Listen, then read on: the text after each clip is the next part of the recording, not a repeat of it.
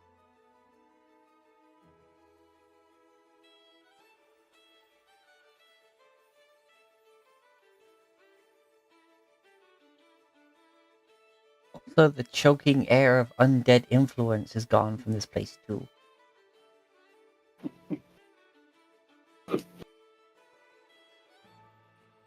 Who are these imposters down here? Quick, you go.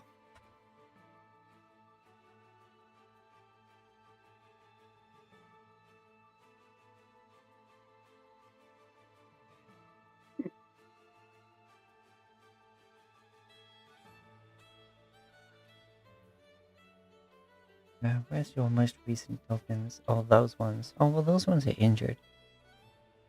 Oh well, you'll have to do. Boop.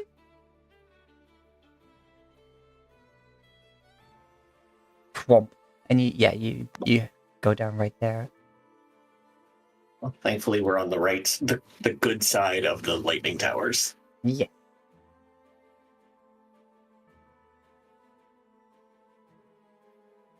Yeah.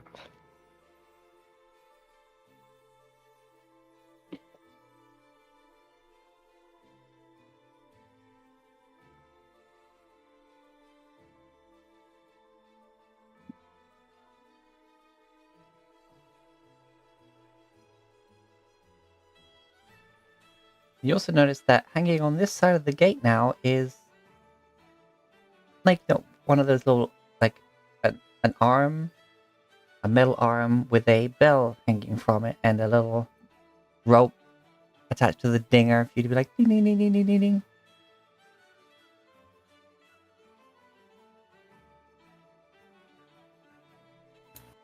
By the way, y'all would have your 20 hit points. Oop.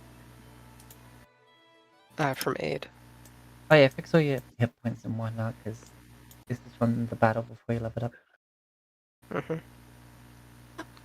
And as a reminder, y'all also have Death Ward.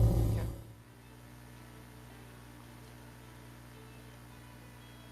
That includes Blix for this.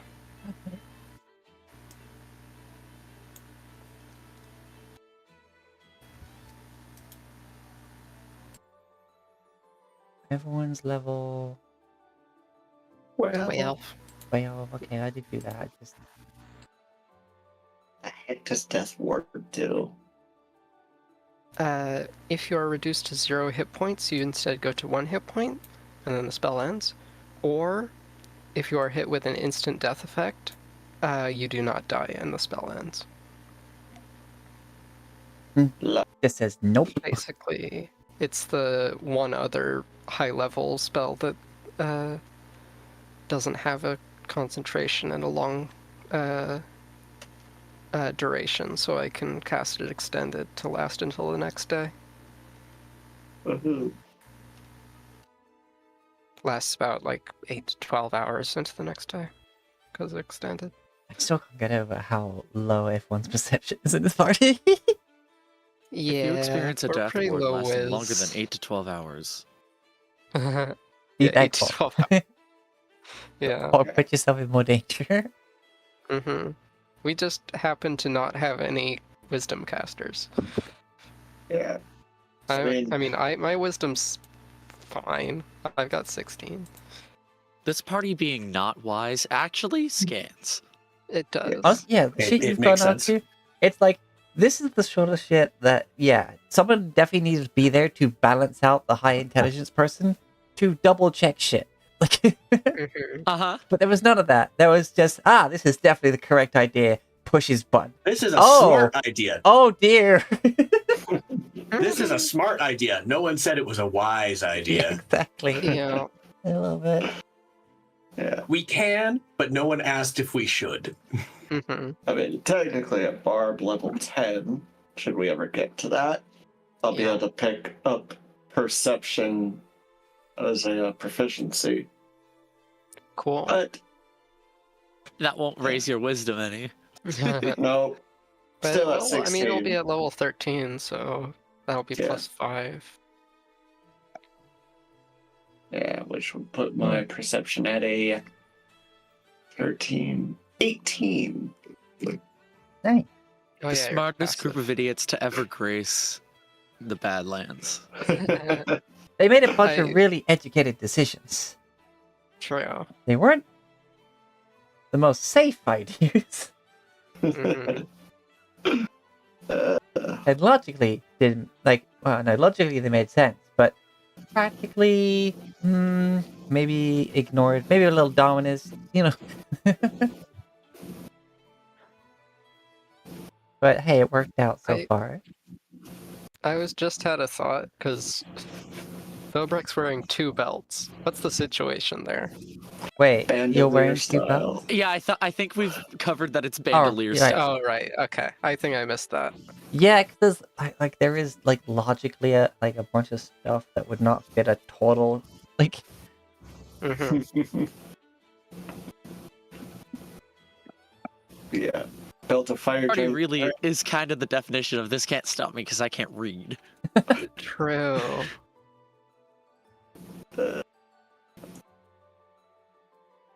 Or it's one of those that I just say, oh, it's it's a custom item. It's a sash, but it has the same effect. Mhm. It goes in your nondescript slot known as wondrous items. Mhm. Okay. I see. This goes in the rule of cool slot. Okay. Yeah. Along with the turtle beard. Yes. Which is partially made of rocks. Nice.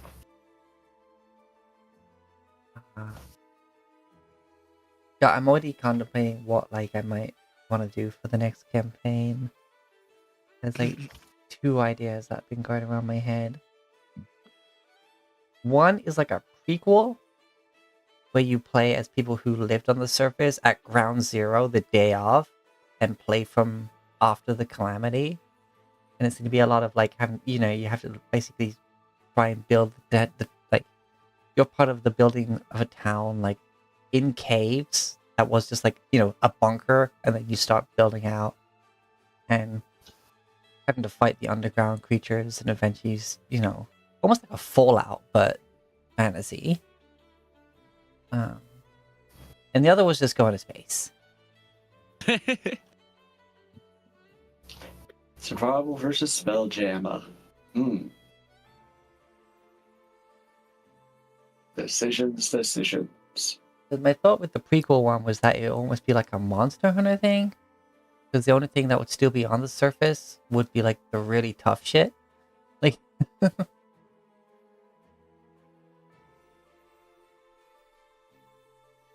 But yeah, Spelljammer would be easier because I wouldn't have to make up custom rule sets and stuff. Yeah. I've run Spelljammer before and it is very fun. Very interesting. Dang. In my brain, I started going through all the weapons of Monster Hunter and being like,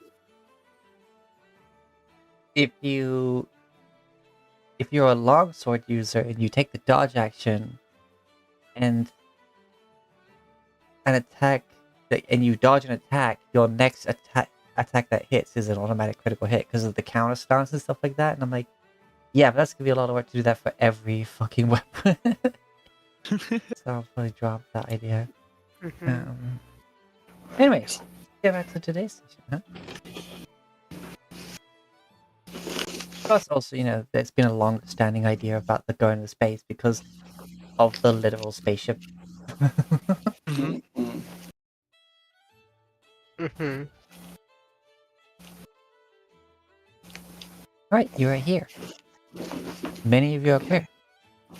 And most of you have anxiety that is moderate to severe. True. That's true. Well, shall we go ahead? Yep. Boop. Lifts the gate.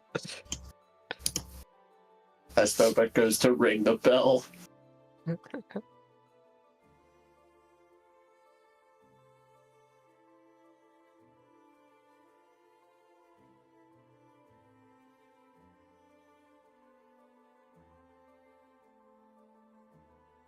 You ring the Okay. bell.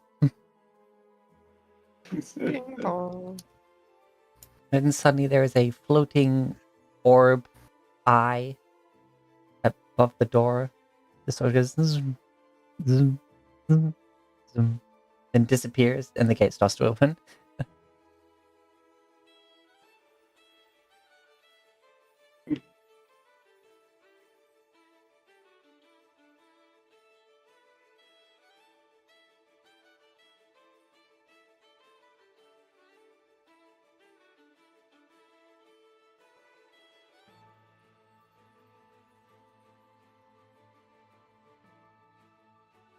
All right.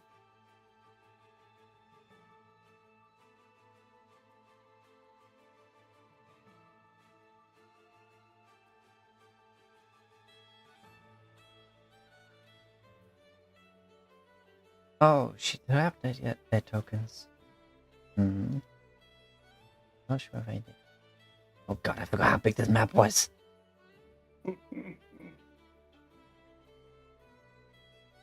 Was big due to crab. Big crab. Wait, where's everybody else? Either way.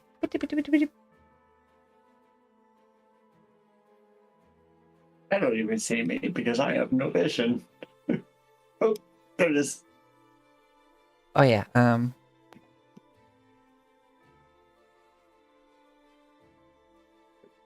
yeah, that was weird. When I came onto this map, there was a Thobrek and a Blix, and then that was it. I don't think anyone else's tokens here. Just like how when we popped into the other map, there was a Blix, a Thobrek, and a Sul'dah. No one else.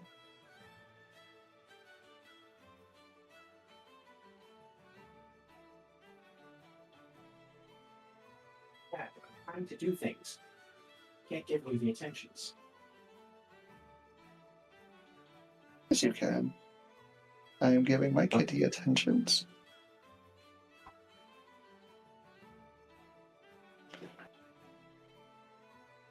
I need to take Kitty to groomer.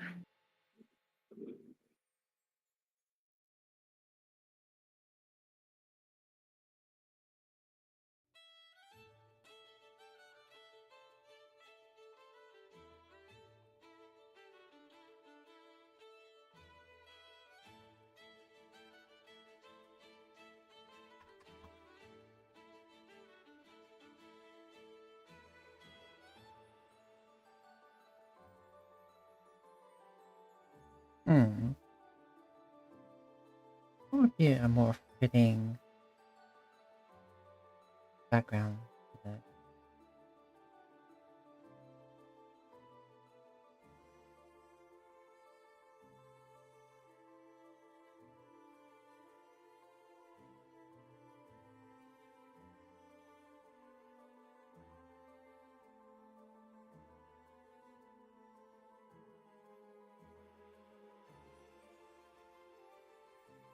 $60 decoration.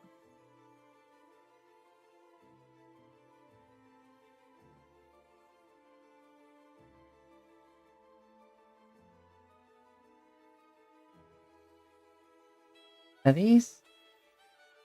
Hmm.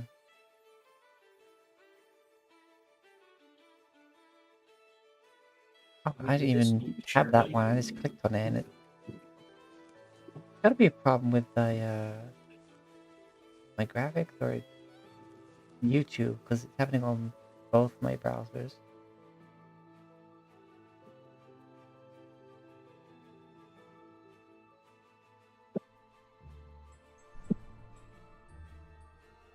That's a bit.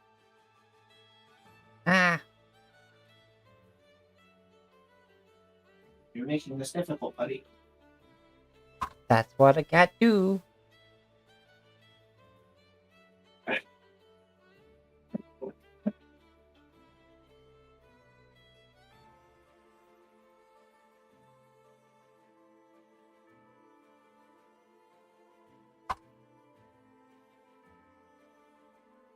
I also do.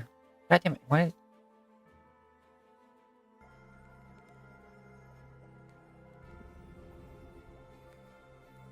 This is Mage's Tower from Michael Gelfie Studios. We love it. Michael Gelby is very good here. Yes. Support your local soundsmith. So, This whole place has been cleaned up, like, repairs have been made that, like, look back into, like, the past version of it. It's not quite there, but there's been a lot of work done here. Like, you know, just imagine this bridge is a full bridge now. It's not ramshackled, and it's not quite as gloomy as here. There's a lot more, like, lighting. They straight up have, like, the floating candles just up in the ceiling, you know?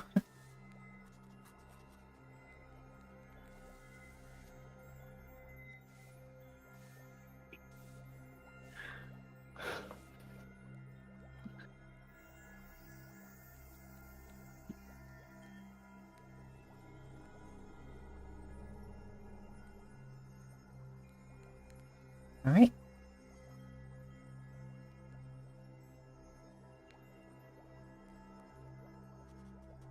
It looks a lot different than I remember. Maybe it's because I am taller now.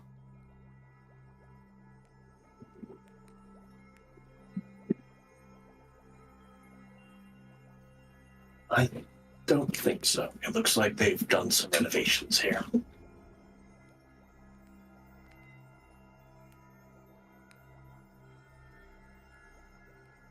That does seem more likely, yes. Flicks. Also smart, but not very wise.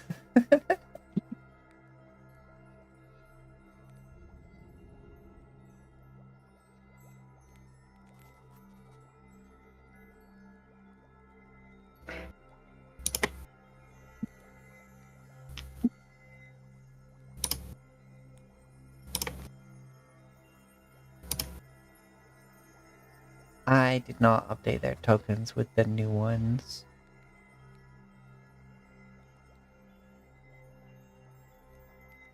In fact, even the skelly tokens have disappeared. Well, but let me continue to explore.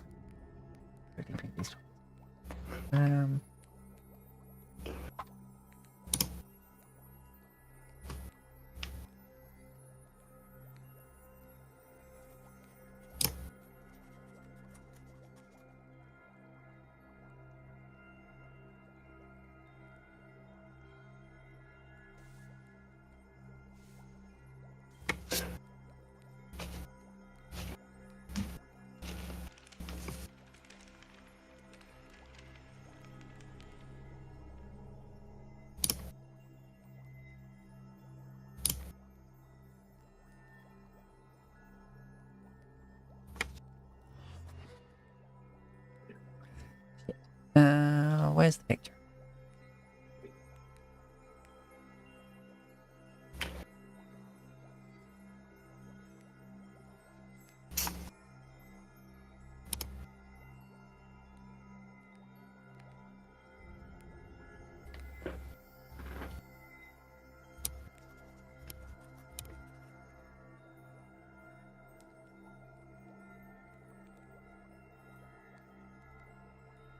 Wait, there's the picture. Good.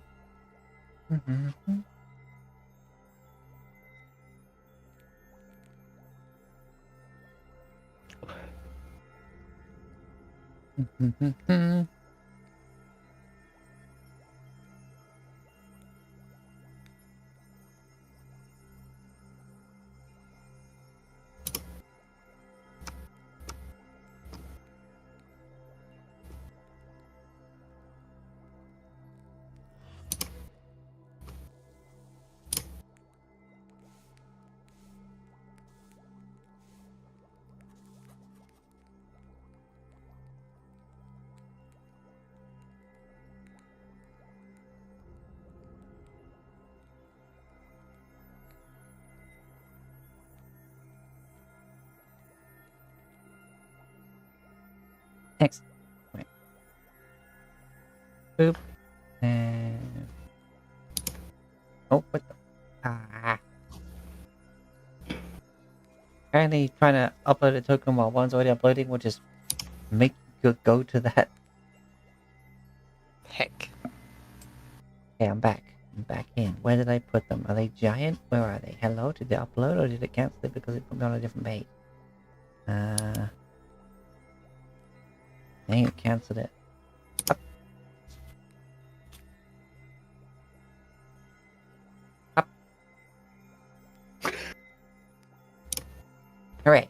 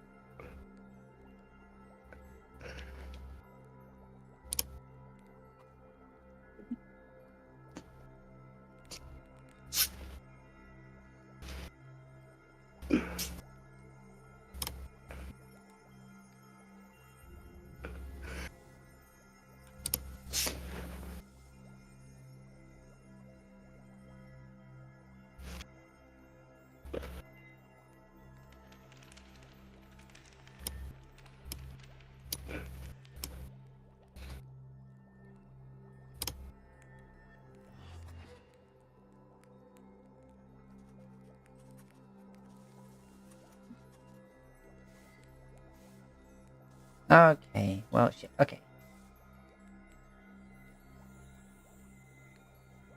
Nyong. Boop.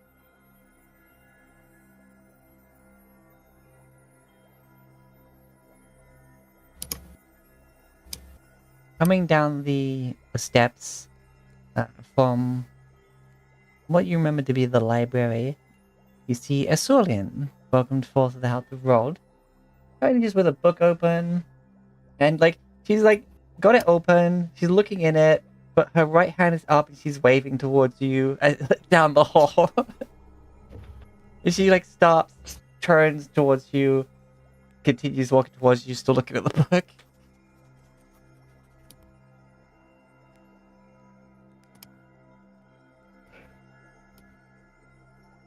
And of power of existence. Seems like a place to stop. But, This token has my dark vision. oh, you walk right past. Because I can't see this spot's pure black, even though I got a 60-foot dark vision now. Wait, what? The Belt of Dwarvenkind gives me a 60-foot dark vision. No, I mean, why is that spot dark? I don't know. I can see here. Oh, night vision This 60. one. There you go. Save setting. There you go. Yay! That token didn't have it, apparently. Mm-hmm. Puts the feather in there, snaps it closed, and tucks it under her arm. It's like, hello. Well, it's lovely to see you again.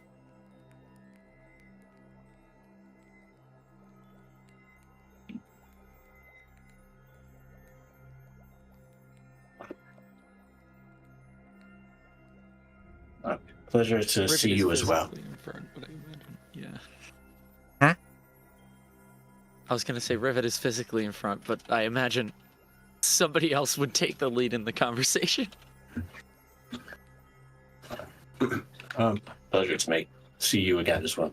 I see you've spruced the place up a bit since we've last been here. Oh, yes, just a, few hundred casts of Unseen Servant and a bit of wizardly elbow grease does wonders. Just like, she sort of just pulls out a wand, she kind of flicks it around a little bit. It's like, a bit of that, a bit of this.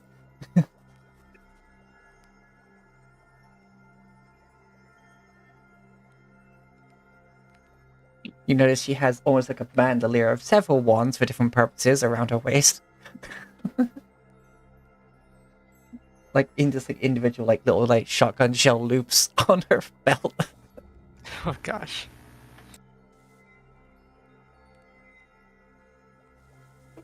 Incredible.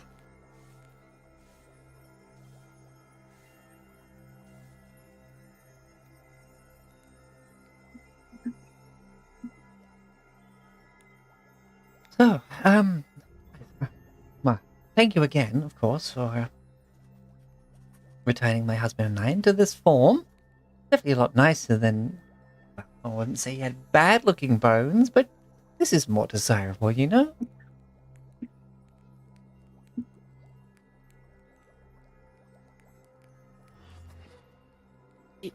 Yes, definitely. Yes.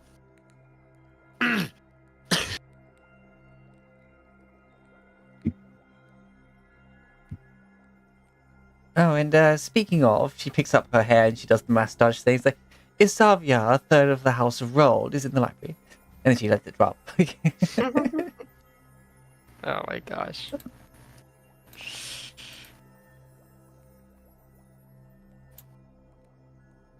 Uh, oh, so I assume you dealt with the beholder then?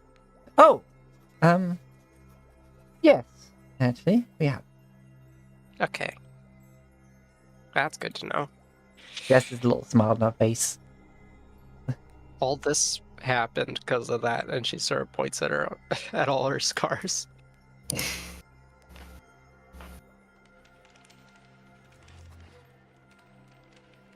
Well, as is the whims of magic, I suppose. Yeah, Or the wills of the divine, in your case, I guess? Yeah.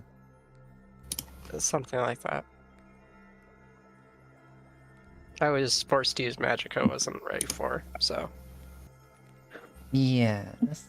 That's never a good thing. It's like it to sort of set yourself on fire when you're trying to use more magic than you used to. I guess you kind of did, but divinely. It all worked out. Though I Take still like flame kind of targeting her internal organs. start glowing when I try to do the same thing again. Honestly, that's rather, like, aesthetically, like, kind of cool. But no, kind of wonderful. I guess. Doesn't hurt, though, does it? A little. Oh. But it's, I mean, it already hurt. So, Wait. well, the thing that I was talking about is specifically, I can use some of my life force to heal my friends and Oh. family. Oh, But that's, I mean, I've been trying to do it less.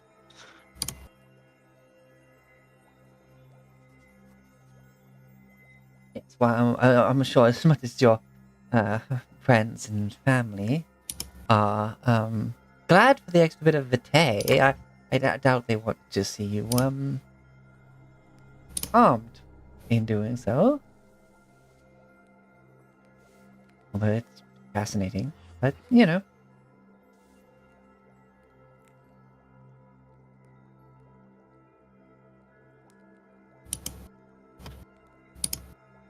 I have Okay. rather stressed that it is only for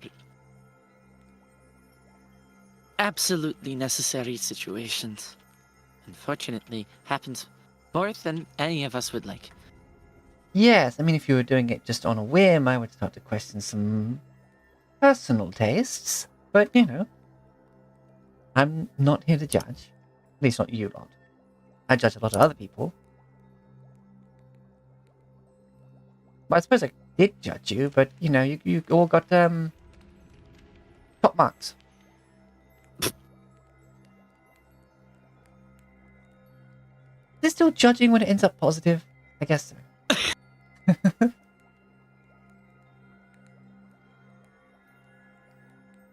Actually, she gets out a little notepad. She's like, I'll have to actually dwell on this question a bit more later.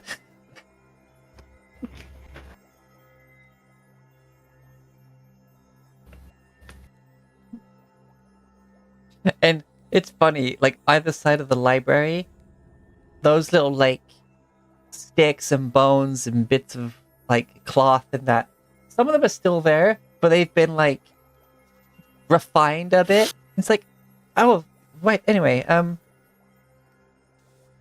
so what? I guess you're here to see us. I would think. Yes, that's why we're here. Social call? Not completely. Those- Above game, I'm gonna admit I forgot why exactly we came here. Yeah. We kept trying to come check in here. On, I mean, we were if gonna the check in on how they're library doing against the Beholder, and we were gonna use the library to see if there's any information regarding the spell that O'Hagan cast on himself to bind his life force to that is Zelorio, and if there's any way to undo it, and also researching how the how Zelorio was grounded in the first place, so that we can attempt to use a similar method to get people off if we have to.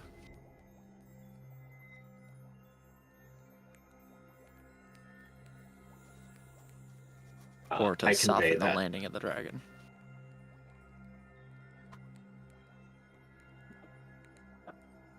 I convey that to the cheese Maxine, really? I you can't blame me. I can. And I will. Sorry, But only for- because I'm a hypocrite. that's true.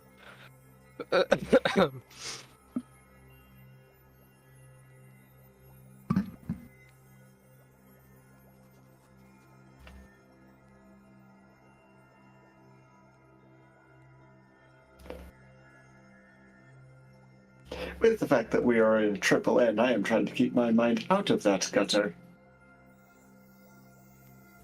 You know, shut up. Shush. Silence. Cease. Cease. Uh, Okay, well, if the library is free and we don't have to fight a beholder, that's pretty nice. I was kind of worried I'd have to summon an angel.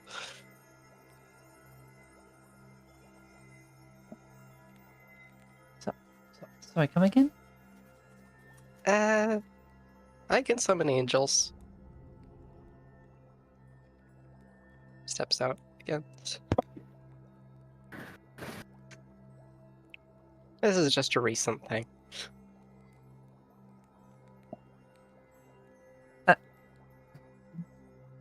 You mean like the divine, celestials? Yeah.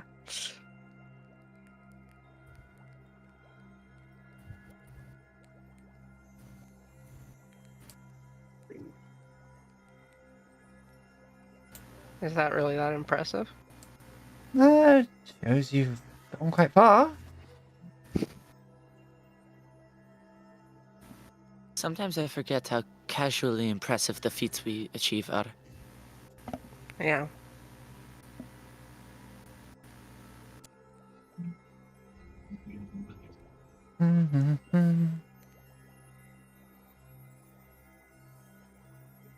Well, good. I mean, that'll be useful. Like, what manner of angel or celestial? Like Deva? Yeah. Deva. Okay. Some people of some religions do call them angels, and I think it's a nicer name, honestly. But Deva is their chosen kin name, so you have to put in the book. Well, yeah. Specifically, her name's Galadia. Oh, that is a pretty name. How do you know it, Deva, by first name? You know what? I should. I mean, you can tell by looking at me, right? A lot of people have. Celestial guide. She's my guide. Okay. yes. Yes.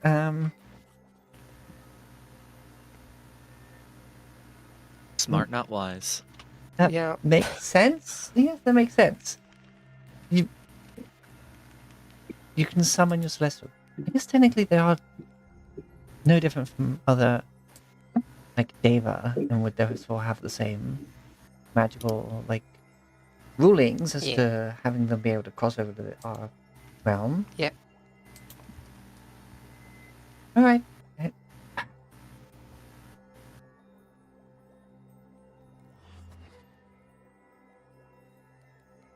So, sorry. Average conversation if we between a actually- wizard and a sorcerer. Did we actually, did I we can actually do get things. round to the... How? I can just do things. So, sorry, did we get a reason for the visit? Like, I'm good to see you, but hey, you said it well- wasn't exactly a social call, so... Using the I mean- library, did we conclude? Yeah. I mean, I mean, sure. we were there for the library Yes. to deal with the beholder, but if you've dealt with it, then yeah. Then we just need the library then.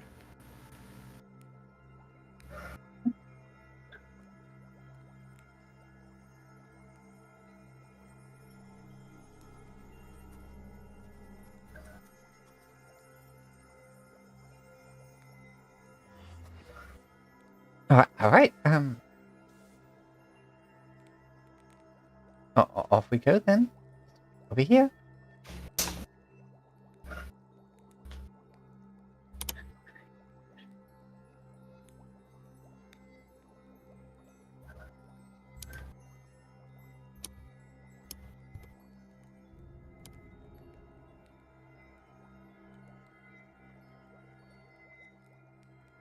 Whoa.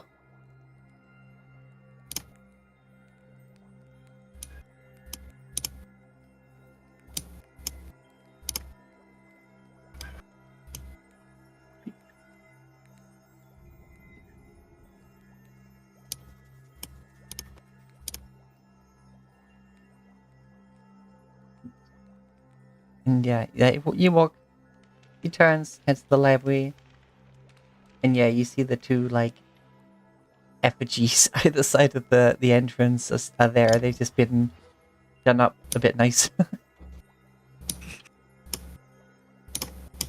Less blood, but just as primal. But, you know, with a bit of actual, like, noble magical flair to them. Hey, Kai. Good to see you.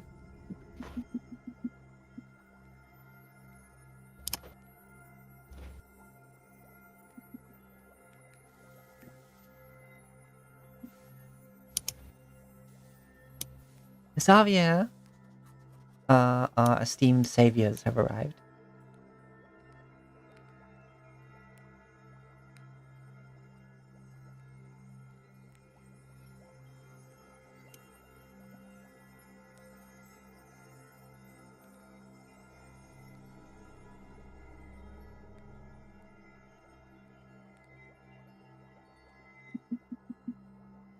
Ah, good to see you all.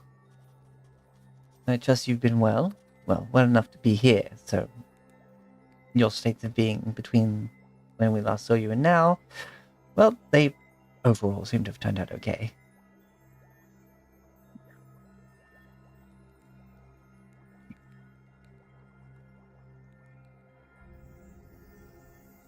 Because high intelligence, low charisma, asks how you were, then immediately just looks at you and goes, yeah, you're fine. Like...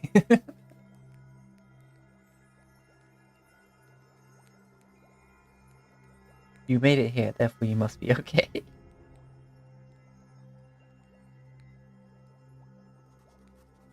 The library's like completely cleaned up. Like all the books are no longer on the floor; they are on the shelves. Ooh. In fact, there's no more books on the floor at all. All the rugs have been straightened out, and some of them seem to have been like at least cleaned.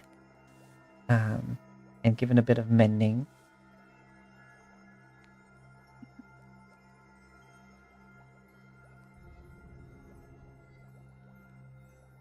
Sirius is hanging out back there.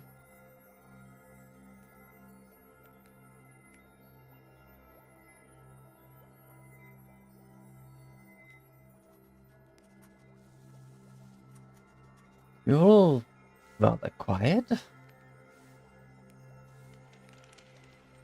We've had a harrowing journey. That's an understatement and a half.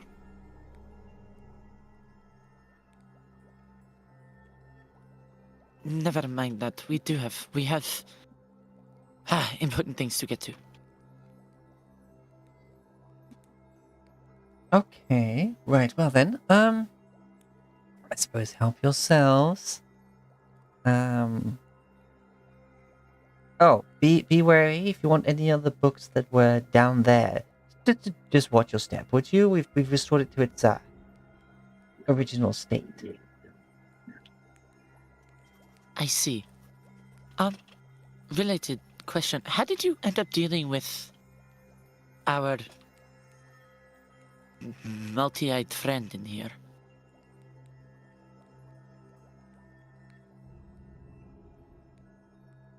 Do we have guys? Hey guys, is that who you talking to? I don't suffer. Oh, jeez. Awesome. This is you guys. Ah. This is exactly what I was hoping for, actually. Oh my gosh. Yes! He's okay! Okay. You I know, that's fine. he's no longer wearing the headpiece thing, and some of his stalks are missing. Oh no! Oh, yes, I thought maybe that'd be a nice little surprise for you. Yes, our friend here, we helped them out, and, as a bit of a precaution, they allowed us as part of the procedure to remove some of the more lethal eye stalks. It also kind of became necessary to remove the device, because it was kind of affixed to some of the stalks. I see. Well, not with those eyes that he doesn't have anymore, he doesn't. I still see pretty Glares good. at Sierra. I mean, he can see plenty. Still doesn't have blind spots. But yeah, so is... Hey, how are you guys? Sorry about the whole, stoning you thing. Like, that wasn't my decision. I had to,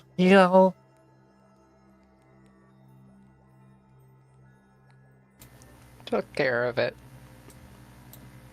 I mean, I see you're okay, and I'm just so relieved about that, but, it's just, honestly, I think I'm quite tell, give it a heads up, I see the face of my species passman, but, it's looking out not have to worry about, like, where I'm shining, and, let's see whether or not I do the wrong thing, I might get punished and stuff,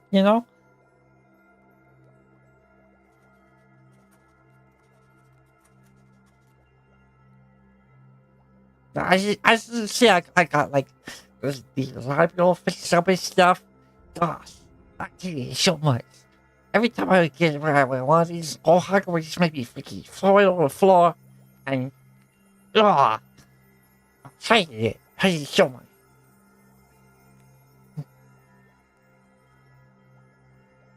Glad to see you are in control of yourself again, I suppose. Yeah, I mean, you know how lucky it takes me to pull all those books like where they're meant to be? And then Hogan just goes, falling on the floor. Making me do that? I hate that guy.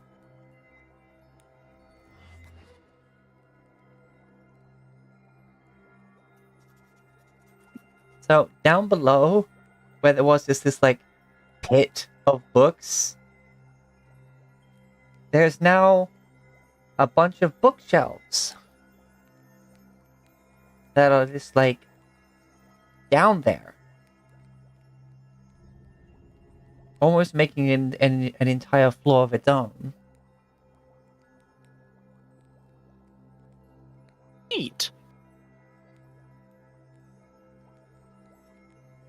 Well, there doesn't seem to be any space to like go down there and like walk among those bookshelves. They're all literally like against each other.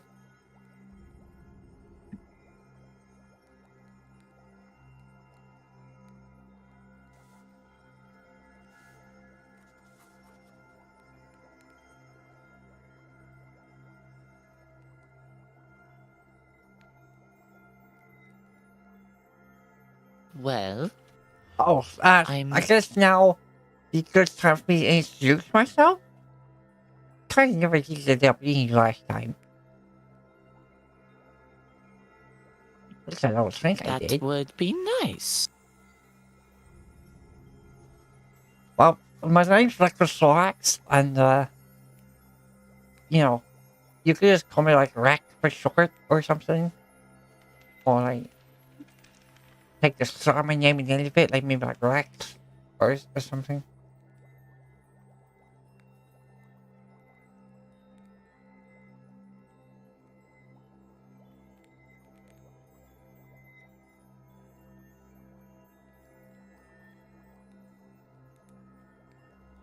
Pleasure to meet you. Recathorax? No, Sorax. Reclothorax? No, this is your Irish town. Recrothorax. Sorax. Like, you know, you got sore and it's on your axe. Got it. So now it made no sense, but hey, it is phonetically worked. Holy shit, y'all.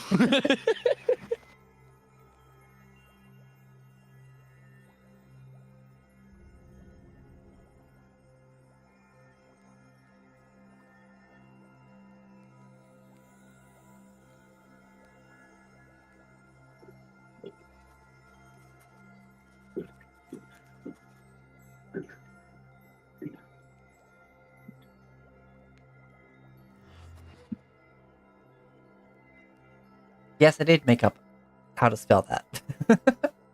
As we do with any name. Dear Lord.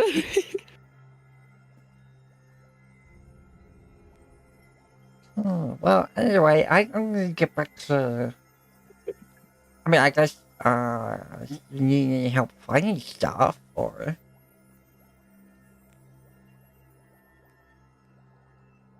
As a matter of fact, I just might have use for some assistance.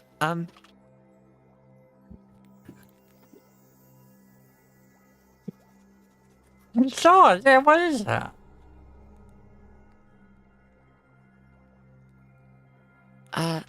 I'm looking for any Also, he is sources spitting on... so much.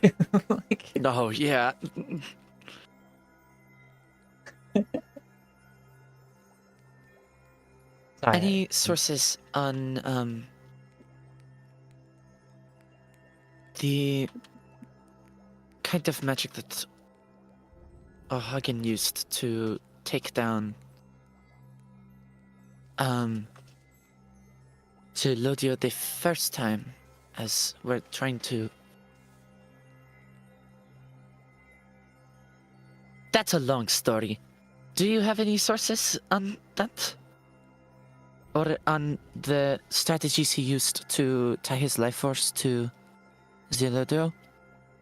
So he's okay with the sword and safety off and that kind of stuff. That's kind of, you know, that's kind of like deep in Gallows kind of private stuff, you know? It's like, oh, it's fine. It's fine. You know, we're working together here to, you know, get back at O'Hagan at this point. So, you know, just let them peruse whatever. Though I think O'Hagan kept most of the stuff he was actually using in his own study and then took it with him on the dragon. But no harm in looking, I guess. Yes. Yeah. I mean, sure, I can have a look. I mean, let's see. Oh,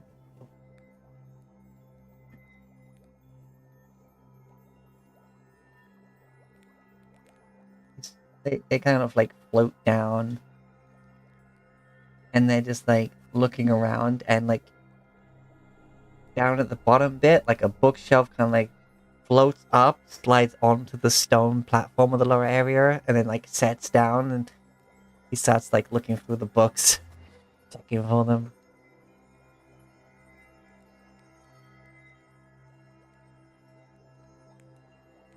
It's gonna take me a big look for this sort of thing, because like as much as it's like organized, it's like I don't exactly know what sort of magic he could have used. So I'm just going to take like a little peruse here.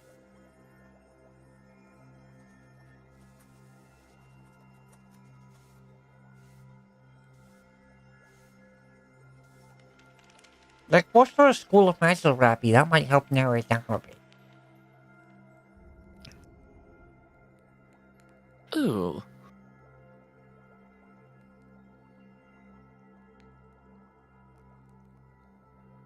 Huh? To look at the list.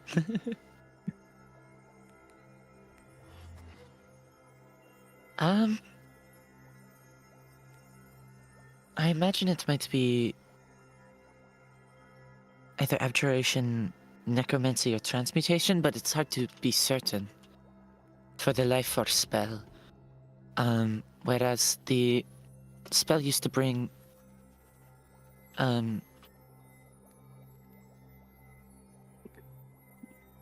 brain just shut off in the middle of that statement. Used to bring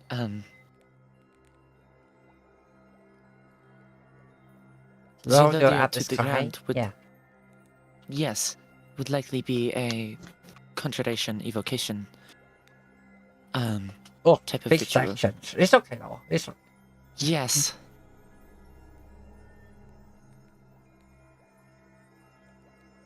It's okay.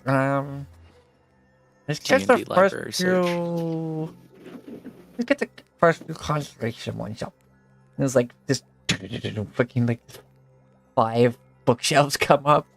It's like this should be A through F of the concentration stuff. So, I mean,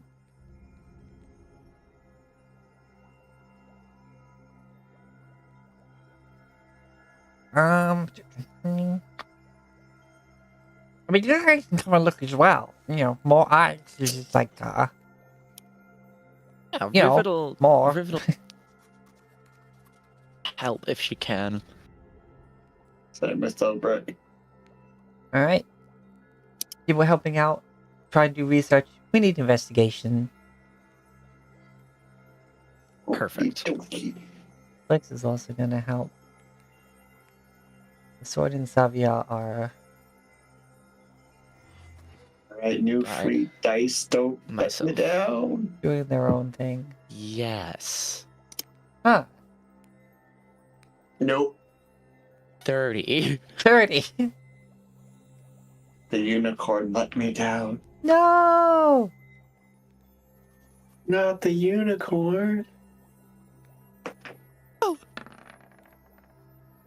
Free dice. It says, you need a unicorn. Helps its barbarian friend. It's like, ooh, barbarian. Boop.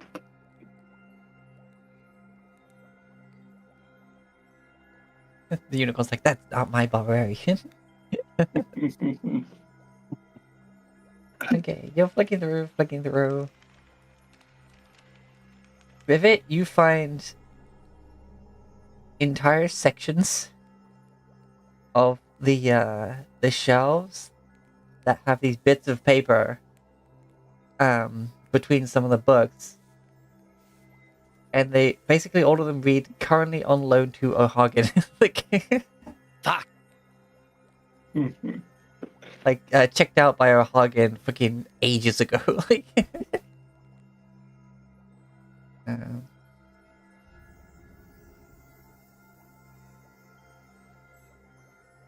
but you do end up finding stuff that like maybe not the exact book he used, but definitely on the sort of spells.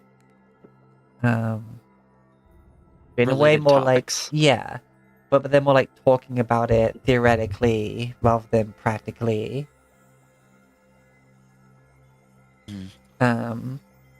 Such as like basically a paralysis spell, like a massive like hold monster spell.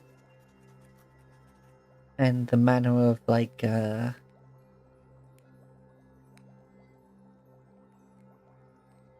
trying to amplify it, and whether that can be done through mechanical ways or whether or not the innate ability of the sorcerer is the only way that can do it.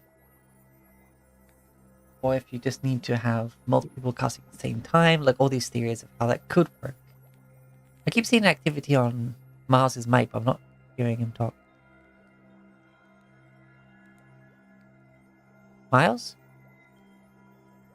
Yes. Okay, you are there. Okay. It's weird. It kept Yeah, I'm flashing here. You're your- probably just hearing the stepping of the people above me. Oh, okay. Like, if they're not, it's just the sounds of bop, bop, bop, bop, bop. So it's not talking, it's just stuff's happening. Okay, I was just checking to make sure you weren't, like, trying to talk, but, like, your mic wasn't working or something. Good to know that is not the issue. Great. So I just have to recreate one of the greatest feats in Conjuration. Period. Cool.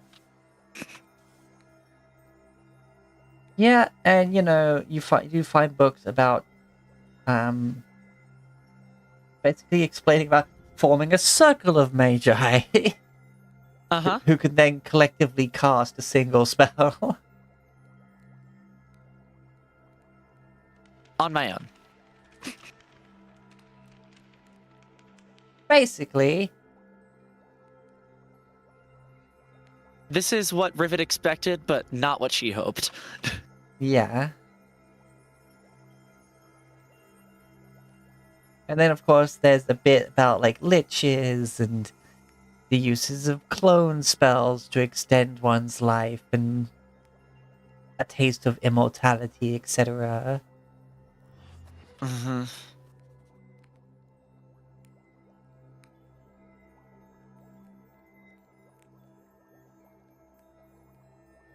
Bunch of stuff that makes Rivet's eye twitch, but doesn't particularly help. It's like, oh, that makes sense. Not sure how he's done it this way. And of course, you find books on the different kind of sorcerers and how some of them share the blood of dragons and how that aids them. Mm-hmm. And you are finding some books that you can see it's got like the little notation pad. It's like being checked out by O'Hagan but then brought back. Like, Mm-hmm. and so at this point you're like looking into like those flashbacks of freaking Tom Riddle when he was younger. Like, Yeah, that is kind of what this seems to feel like. like there's all these magical theories, but then he managed to basically figure it out and do something else with it.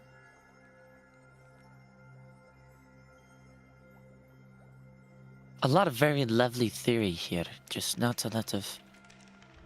I lost the accent for a second. Not a lot of practical use.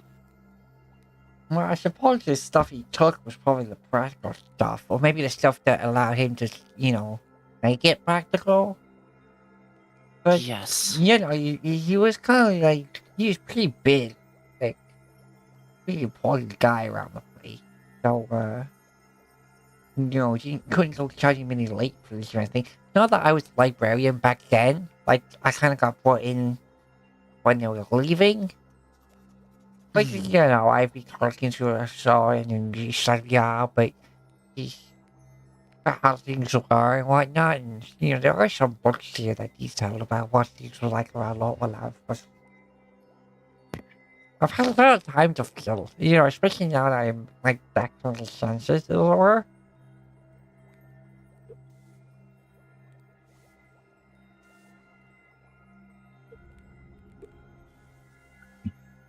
Hmm.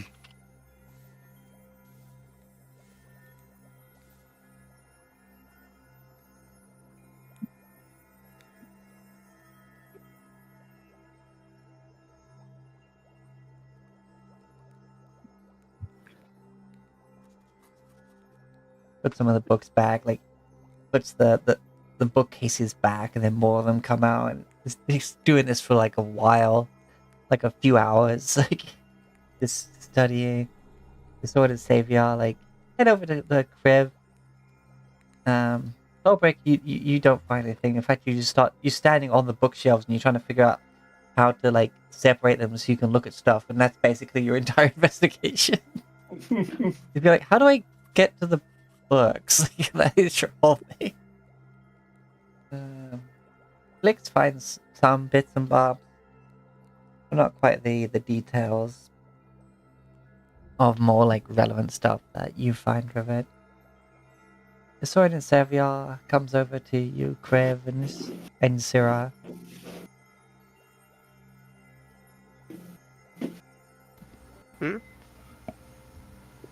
And is this making conversation?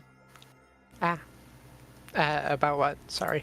Well, we received your message of heading somewhere, and we were sort of getting ourselves ready for it, but, you know, we have means to get there pretty instantly. So, I'm wondering, is there anything specific? Like, could we sort of talk about it now, or do we still need to go, or... I mean, yeah, you still need to go when it's time, of course.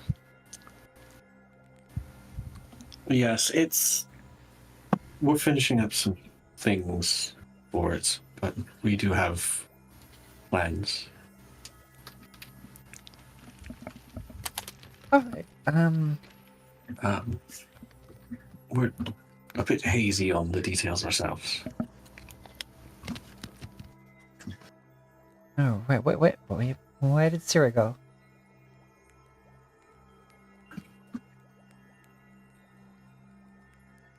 I don't know. I blinked and all of a sudden she's I'm up gone. here. Aren't Up I? Or here? what? Oh, I disappeared. What the hell? Oh, I see what happened. Delete is my mute button. I should really rebind that. There you go. And I had clicked on my token, I imagine. Yeah. Probably should set it to like 0 or something like that instead. Yeah. Oops.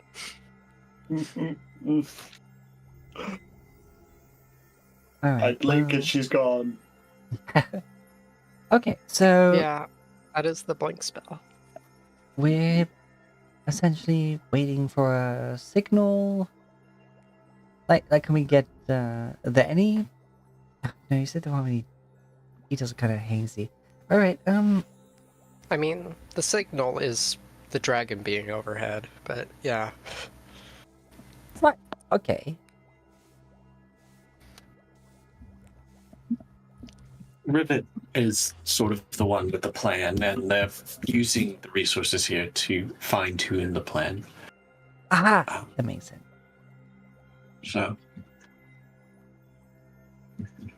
So, what do you think of the place? We been cleaning stuff up, and like we've, of course, left some parts to their own devices because we don't really have use for the place. But we're making progress.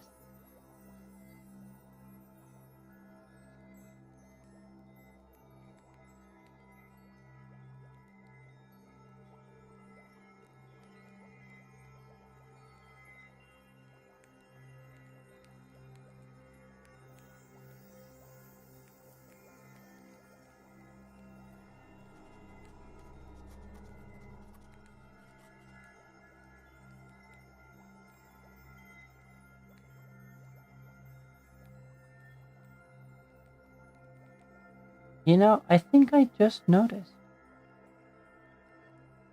Looking at the stairs that go into here, it looks like you would come up at the top floor, but he's always just mashing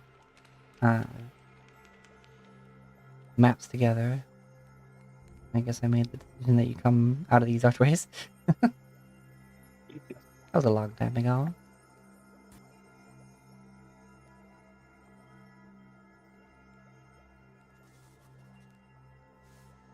Right, well, we will make sure to be as ready as possible for the dragon being overhead. we appreciate your willingness to help us. We owe O'Hagan a lot. Yeah, a lot of spells to the face. Well, yes, that as well, but, you know, he kind of leave us behind. No, he didn't just kind of leave us behind. He left us behind. Full stop. I would agree with that, yes. I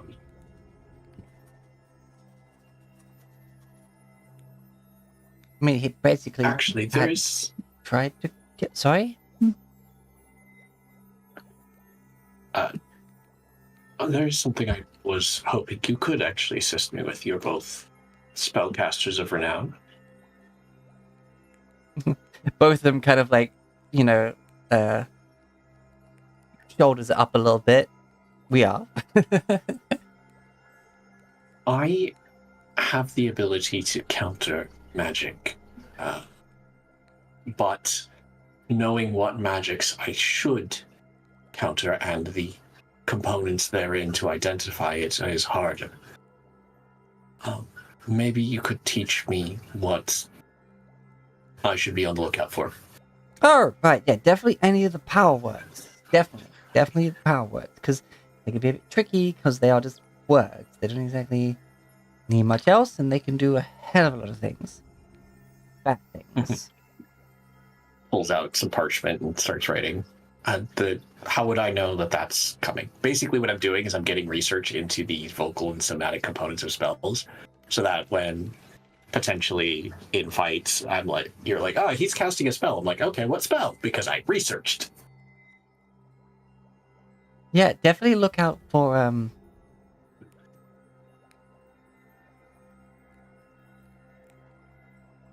Sorry.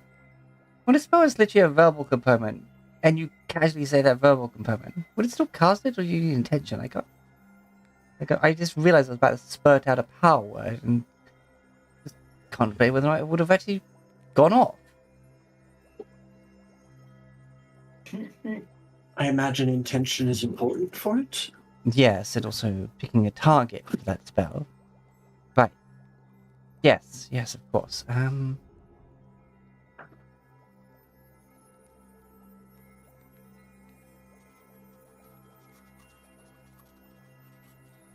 You know what? Just in case I'm going to write it out phonetically. So Make sure Crave isn't accidentally power killed. yeah, that's the crazy thing. Like when it's just words. Like I guess you are having to like summon up the magical power to use the spell slot, quote unquote, when saying it. Yeah. Well, because it's like, if you're a wizard who knows power word kill, and you're just in noble content, just like, oh, hobnobbing with the rest, like, oh, yes, and I swear I could just kill that man, and you just knock someone dead by saying the word kill, that'd be bad. Yeah. So I imagine it's a control thing. It's been like this, like, you know, you're just a high level wizard, you're walking around like, look at this, looks like a tiny wand, look, a velvet cadaver. Like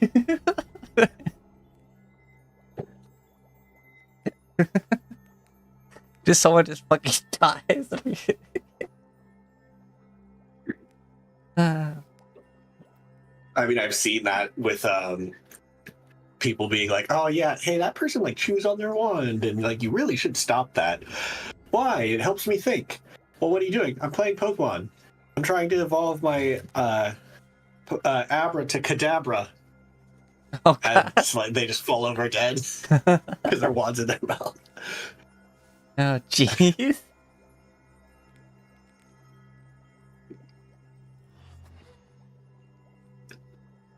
Anyways, but yeah, the idea is I'm trying to research magic so that I can. Okay, so this might look like, you know, gobbledygook to a non-wizard.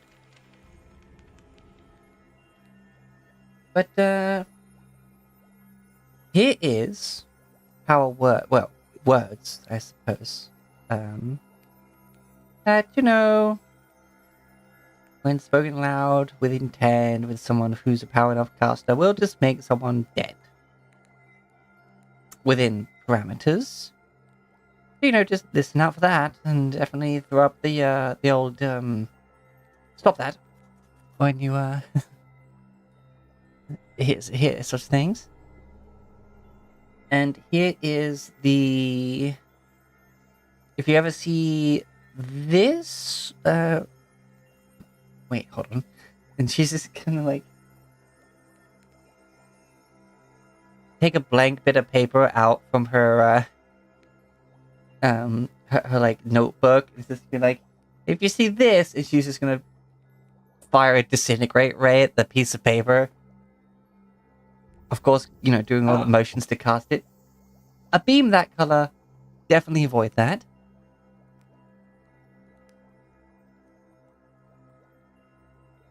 Understandable. I know this one, and he makes some gestures and speaks some words from when he encountered that time stop with the. Like, he can't cast that spell, but he remembers the motions and whatever. Oh, yes, quite a fun one. At least, not for you, on your side of things, but, you know, darling, you really shouldn't be casting such high-level magics willy-nilly. What? What else am I going to be doing with my well of magic today? Like, we literally just go to How funny sleep. would it be if and it was like Kriv thought he couldn't cast that spell, and then he cast Time Stop. Just casually, can never do it again. Mm-hmm. You just suddenly hear, like, time does stop, and you just hear in the distance, the winds of chaos. Like, I still have that jug. You have a jug of something? I had that gravity rock that screwed with Kogi's domain, but I also got freaking, what is it? The jug of chilling. Oh yeah, don't know the how that weird relates. little- Because I got that from the Wings of Chaos people. the blue wizards.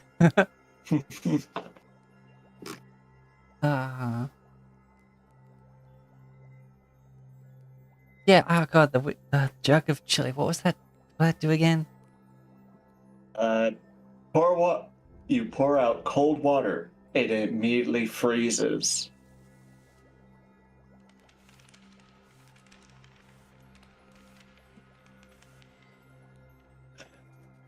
Yes. Yes, like before it even like pours out properly, so you just end up with like a frozen spout of water out the jug. Mhm. Hey, smash it against someone's face, their face be frozen. If you're lucky, they can't breathe. Oh, yeah.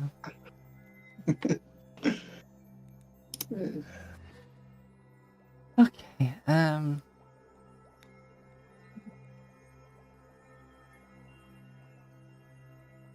well, if it's gonna help Kriv spot dangerous magic so that he knows when to use his counter spell, then I think it's a very good use of my spell slot. It is very greatly appreciated.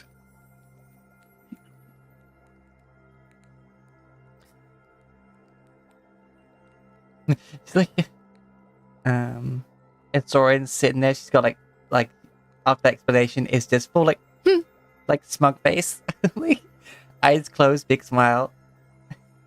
It's like, you're always so adorable when you know you're right.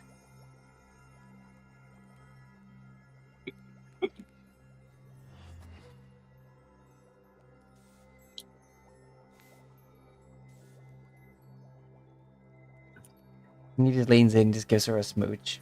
And she drops the smug expression.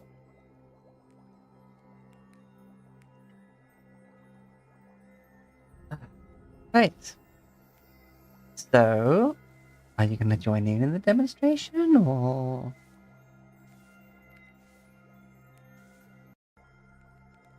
Yes, why not? Let's cut loose, I suppose. What do we think? Couldn't do it here, not in the library.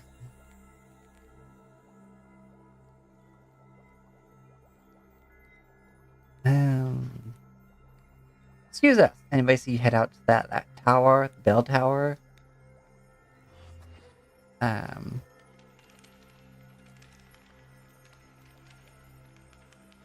Where that is, that permanently distorted bit of the floor.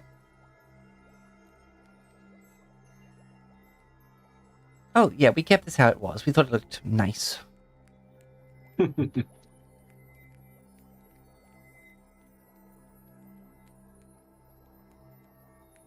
Oh, and watch this. And she grabs the copper coin, and she just, like, rolls it on the edge of it, and it starts doing the thing, like the little spiral thing. You put a coin in, and it just goes zoom, zoom, zoom, zoom to the bottom. I know exactly what you're talking Yes. about. Yeah. I'm not quite sure where the money goes at the end, but I'm sure it's down there somewhere.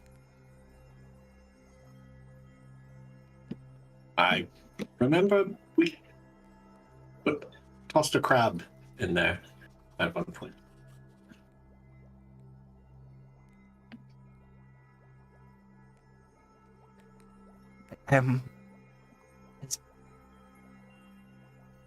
You know, I'm just going to guess you had some sort of dispute with this crab. It might have been a bullet using the bell as a shell. I'm not sure I remember correctly. Well, Oh yeah, we polymorphed it into a crab and then chucked it into hell. That is what it was, yes. Yeah. and Sora looks up and goes, "Darling, yes, I'm remembering now. This was a bell tower. Yes, there was no bell in this tower. So I guess this is a tower at this point. We should get a bell. What for? The bell To tower. have?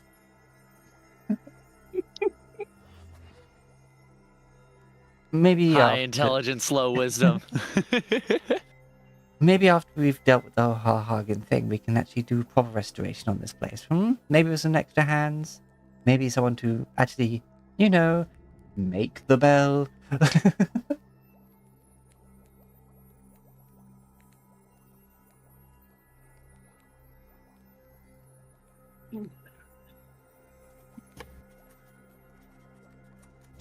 It's like, I could make a bell. I mean, you could learn how to. It's not the best use of our time right now, though.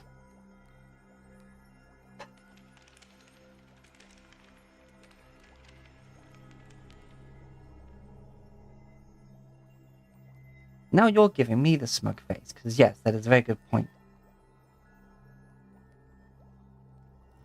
And they kind of get a bit distracted from what they were talking with you about, and just having a very playful back and forth. Almost like they just had a moment of just battling wits with each other.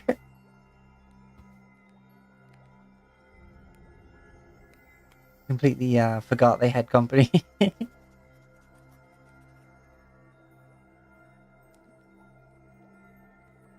Just, two nerds having a hyperfixation moment.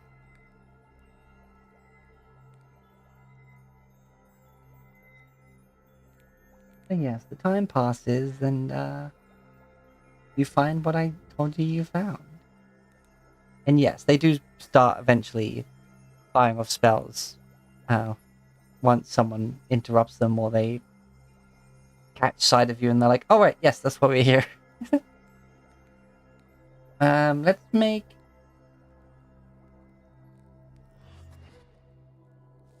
a perception or an arcana check. Okay, well, let's see here. Arcana is that. I will do perception because it's +2 instead of +1.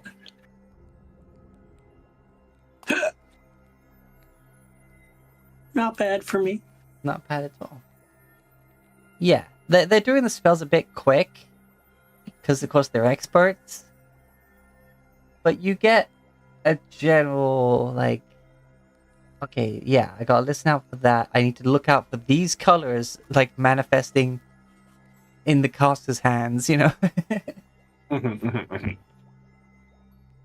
Got like a little football freaking playbook going on. Yeah, it's not like you don't learn the spells, but you sort of know where course they not. card and how bad they can be. But like you're just like, this is what it looks like when they're casting it.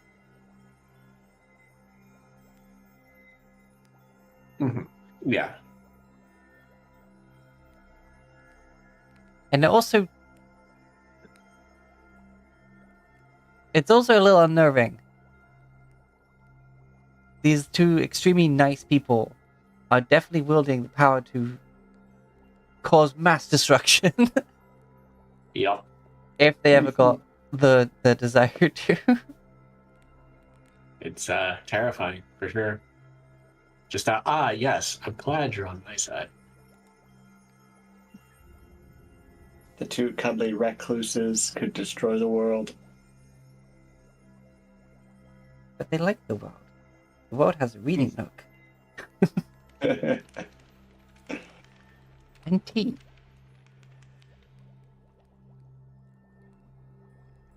Okay, I see that's all we're gonna find here. The rest of it seems, no stale, hunting kind of took those. I don't think he should be returning them much since they're up on the dragon at this point.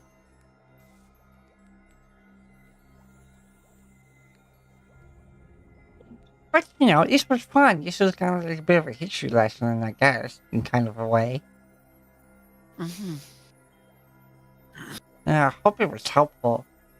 And I don't know if I said it right, but, this guy, Stone, I'm really sorry about that. I'm not sure, he didn't, respond much to my apology, and his kind of was standing there for a long time.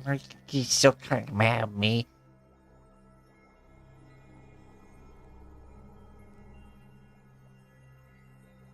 It was a lot to go through, but also, I suppose in the end, no harm was done. So, Or at least the harm was undone. yes. Yes, correct. Yeah, she's... Sometimes after I be, organized and stuff, It's just kind of satisfying.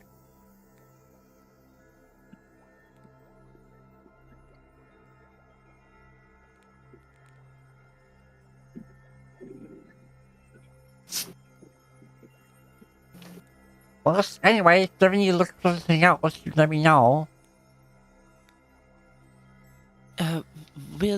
Will do. And of course, if any of the books are going to be useful, you can hang on to them for a bit. Much appreciated. Yeah, it's just, I got a drawer over there with, a little blank piece of paper. It's the right naming on it, and it's today's date, and just put it where the book you take it's meant to be. We can hardly keep track of things. Having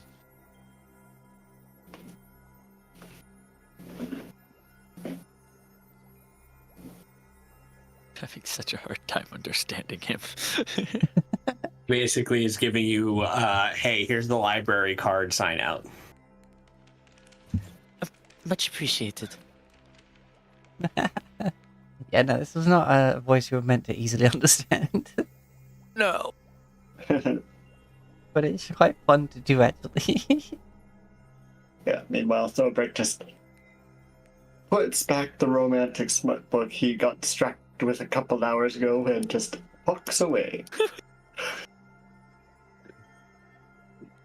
Just makes me want to do that. Hold on. Someone finds that book, is goes to Thorbrick. This is filth. Filth. Slap. You put it back where you found it, and then Rekro looks down and sees on the floor. He's like, "Oh, geez, what's that doing there?" And he goes and puts it on one of these high up shelves.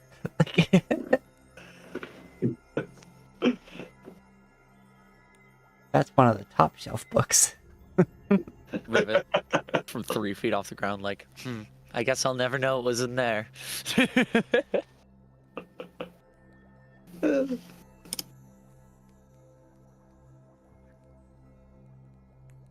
Oh, is that one? Let's say it was part of a 7-box series, and there's some spicy stuff in there. It's about... Fucking Twilight, isn't it? Space paladin, right? And he falls in love with like this devil, and this whole thing, like politics and like right, good and evil. It's a little pretentious actually, but he's like the smart part is really pretty good. Like he's not really derogatory. A bit preachy, Rivet had no idea this was smut until he said it just now, and now is like Turning to look Oh. at Thobrick. turning to look at Thobrick and then back to Rex because how the fuck does a beholder enjoy smut? What? I think it Do was you a want the time. answer to that question? No, I don't. Then don't ask it. Some questions are best left unasked. Let's just say I've basically read almost all the books in this library. Almost.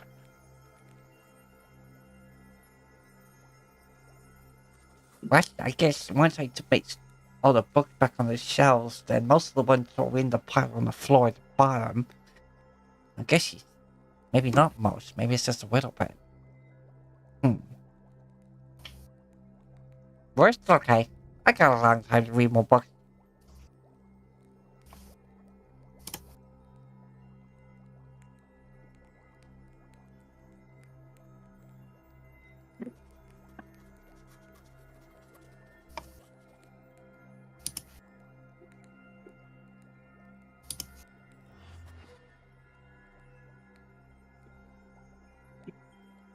Well,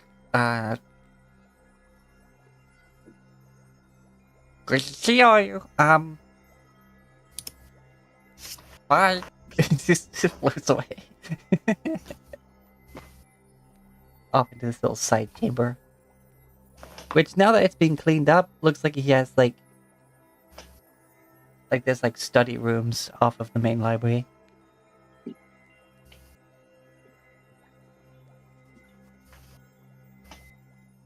Preacher.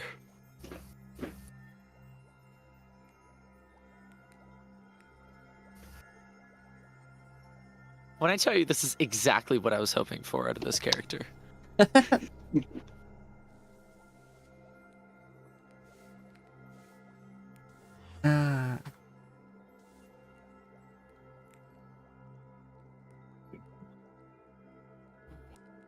Well then.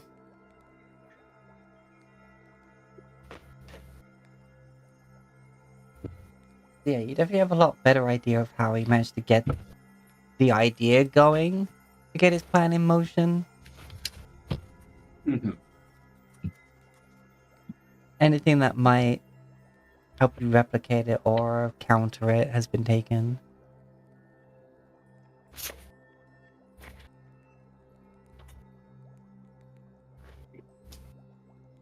You're not sure if that was because of foresight for people trying to stop him or because he just wanted those books for himself in case he wants to do it again.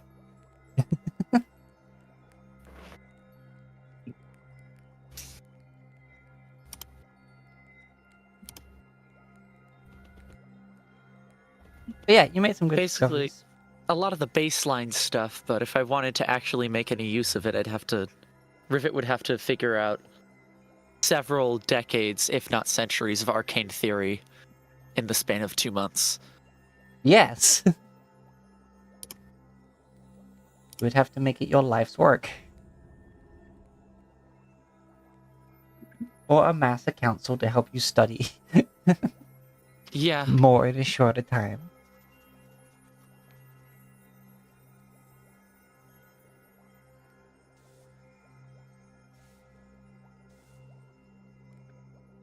And we don't have that kind of time. No. I just realized Hawken, like, amassing the circle, getting him to help towards his goal, and ultimately just end up being the one on top. He basically Sauron's these people. Yeah. Because, like, early Sauron was just a really clever, devious motherfucker. He still is. Wait, it's all Lord of the Rings? It always has been. Yeah.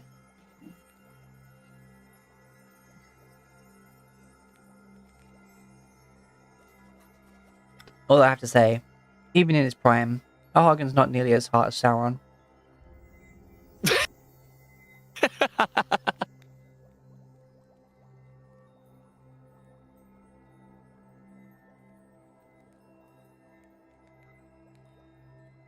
What? He was a pretty elf.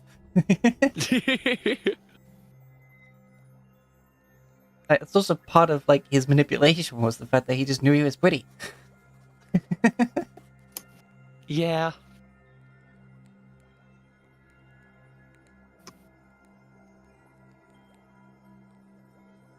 Ah.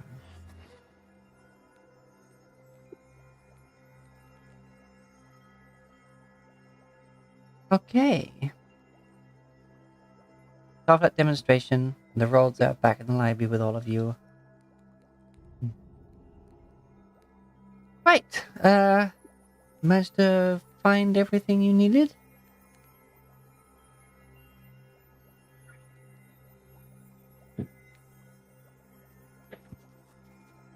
Well, actually, no, not at all. But we found everything there could be. Yes. If I wanted to make use of the knowledge that is contained here, I would have to reproduce several decades, if not centuries, of arcane research and development over the course of 2 months. That would assemble a council of at least twice as many arcane users as O'Hagan was able to. And that's not possible.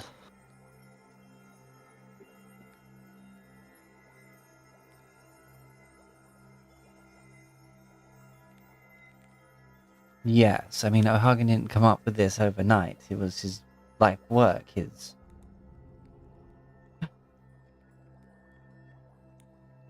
Why, I think before he even got it...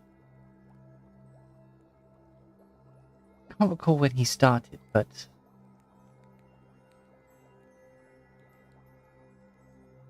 It's a matter of years, at least. Yes. Which, And from what you're at the saying, very I least, imagine eliminates he's... an option off of my list.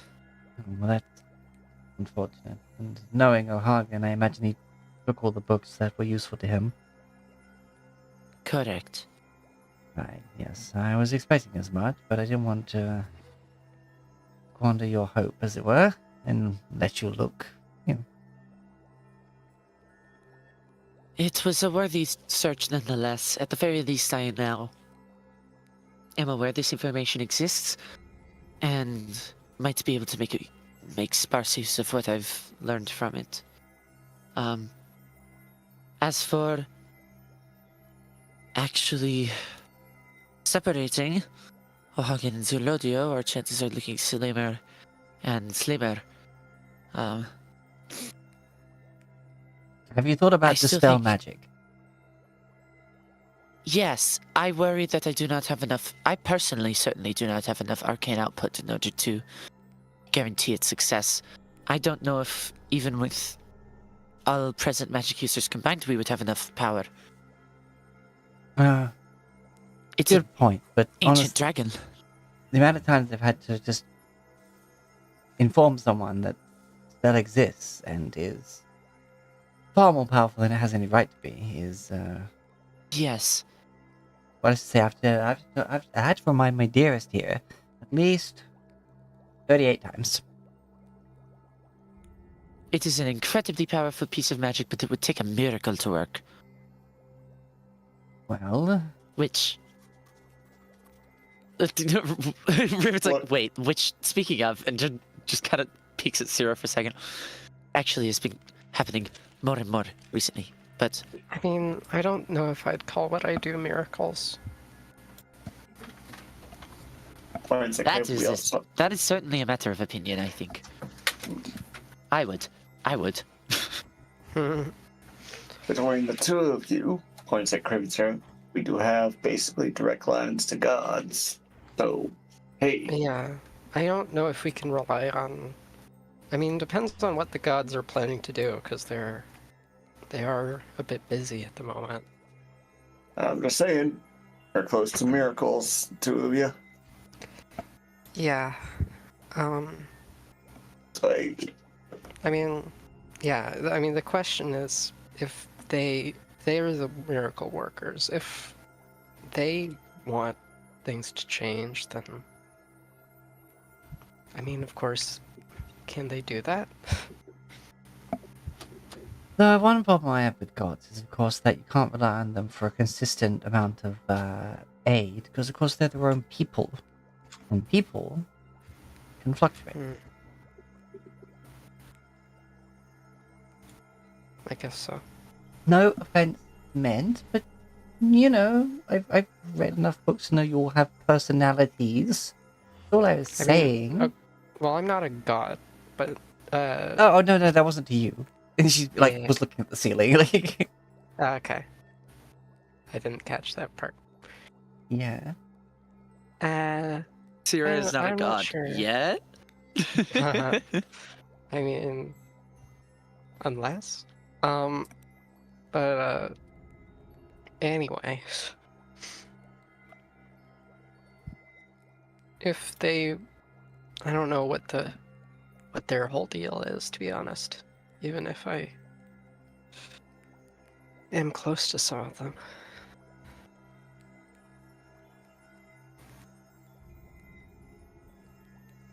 Well, I suppose just treat them like people, and as long as you're in good graces with someone, typically people will help other people that they like.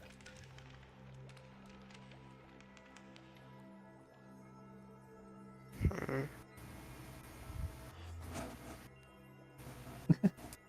Gods are people too, and not what I was expecting to say today. Yeah, that's not the line I was expecting out of this one, but sometimes that's how it is. Yeah, kinda.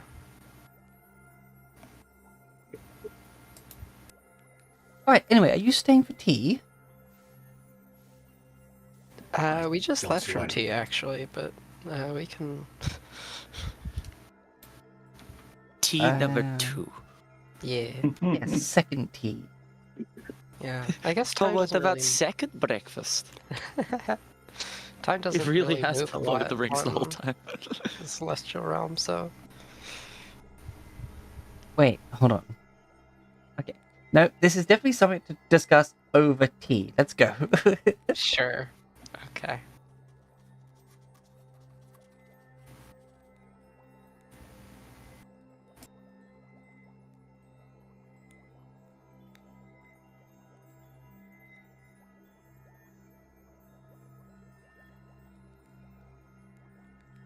And they head into here. And then they head up. Let's say up here. Where the Sword of Cass is. And you see that they've got a little dining table up here.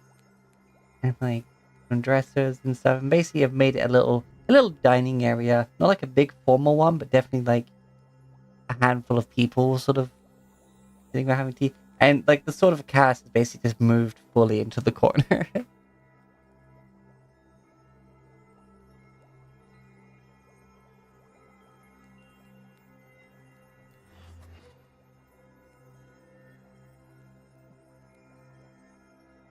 Right, don't mind the disgruntled air in the corner. That's just Cass. We've met, I think. Rivet's mood sours at the recognition of the sword in the corner. You see it's got a decorative bowl of blood that looks like a giant teacup. And just the end of it is just dipped in the blood. And maybe that's the funniest thing in the world. For right now, at least.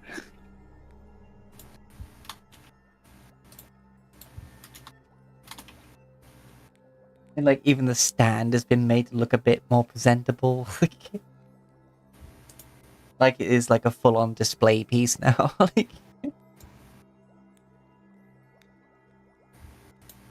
And yeah, they sit around and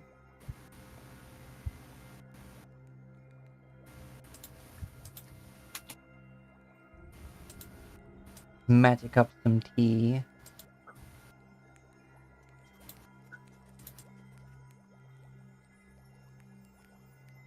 Basically, there's just a big teapot in the middle. They lean in, and she like partially opens the lid and just goes, "Tea, please." Closes it, and then after like a minute, like steam starts coming out the spout. Oop. And just picks it up and starts pouring people tea.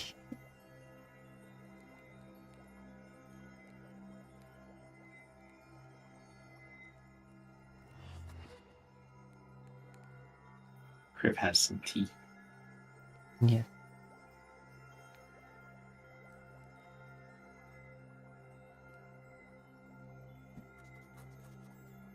Alright, so, I'm sure we can make room for all of you to stay if that's the plan.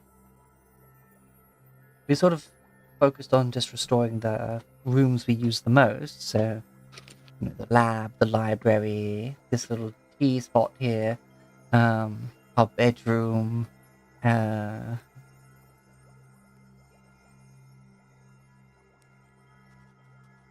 private studies.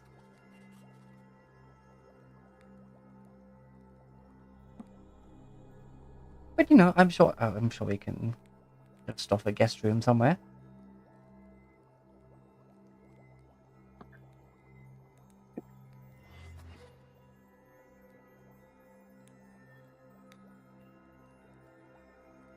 So, We don't want to put you into too much trouble, but we appreciate it.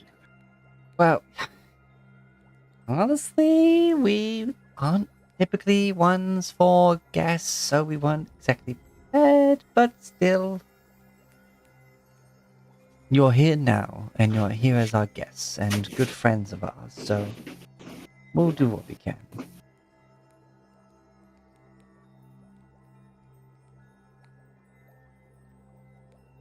But it's very much appreciated.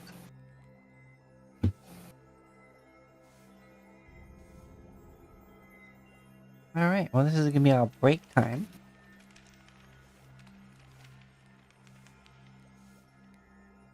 So, yeah, let's take 10 minutes to,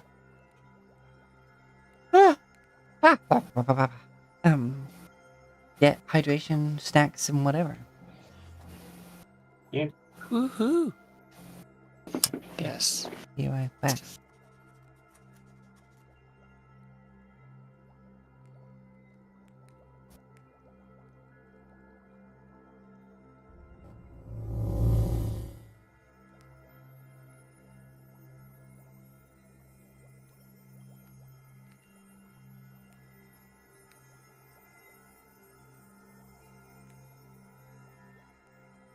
Ah, Taco!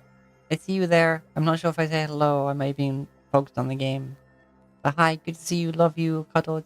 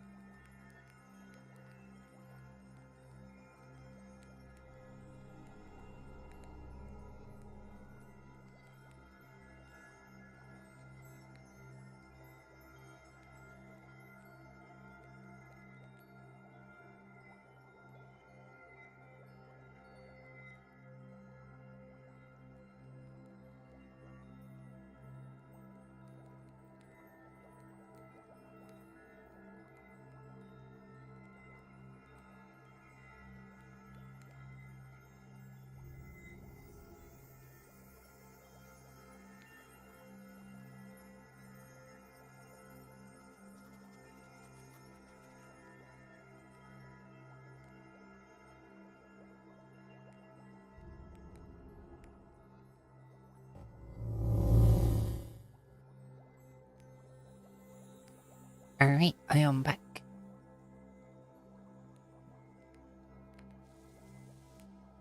Is everyone else back? Yeah. And texts are here. Yes. Alright, looks like everybody then.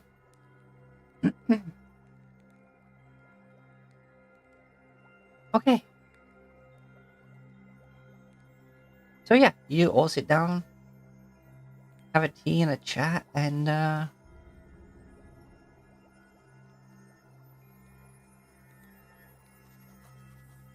guess you already kind of shared your information with them. Is there anything in particular you want to make sure they are aware of?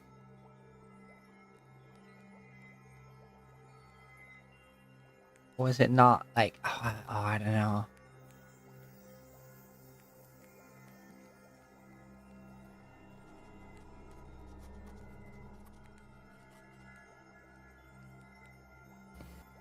Right, so what is the plan? So I didn't do enough of an accent on that one. Right, so clear minds and maybe recovering from their hours of looking through books. What is the plan? Rivet, I hear you're the one to speak to about the plan. Well,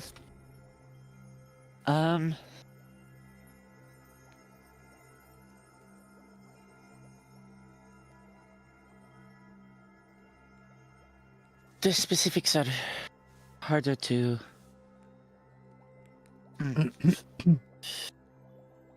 dictate because we don't exactly know everything about what's going to happen once we get up there. But we plan to, as soon as we are, on the dragon, make contact with a couple of our, previous friends, in order to... Somebody took a deep breath in as if they were going to interrupt.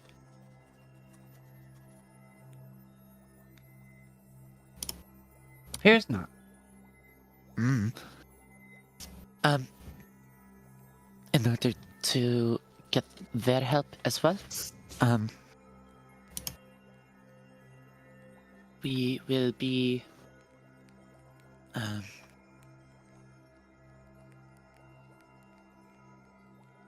attempting to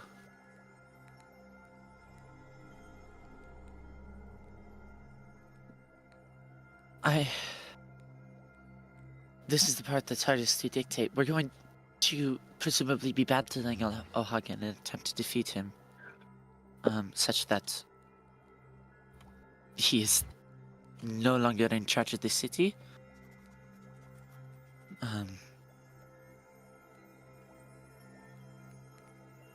While also spreading to the populace of Halkor about the truth of the world below and the fact that they have been lied to.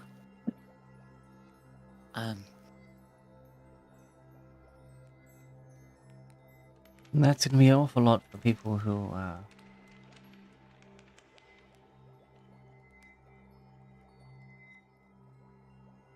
lived well in Hagen's little city. It is indeed. But that is unfortunately a rather a minority of those who are under his rule.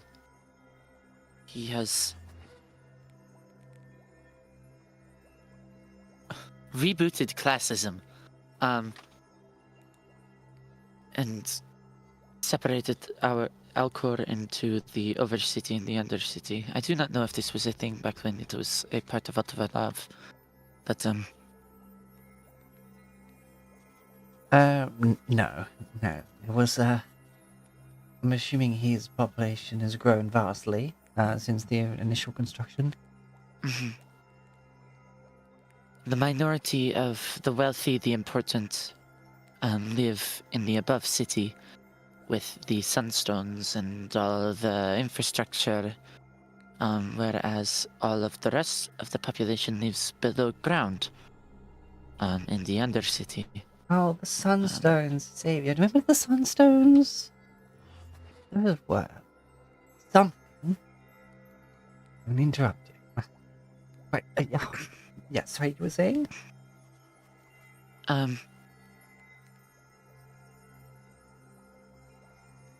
So though those who are more well off may have objections to make, it will be for the better of a significant part of the portion of the populace of Alcor that a change is made.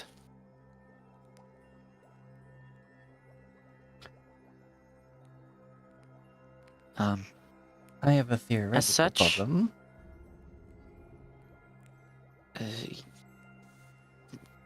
Right ahead. Right, yeah. So, slaying a hog. Hmm?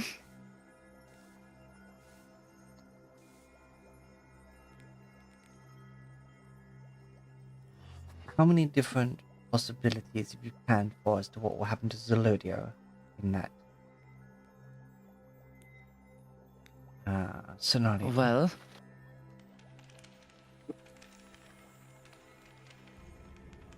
the first possibility is that, along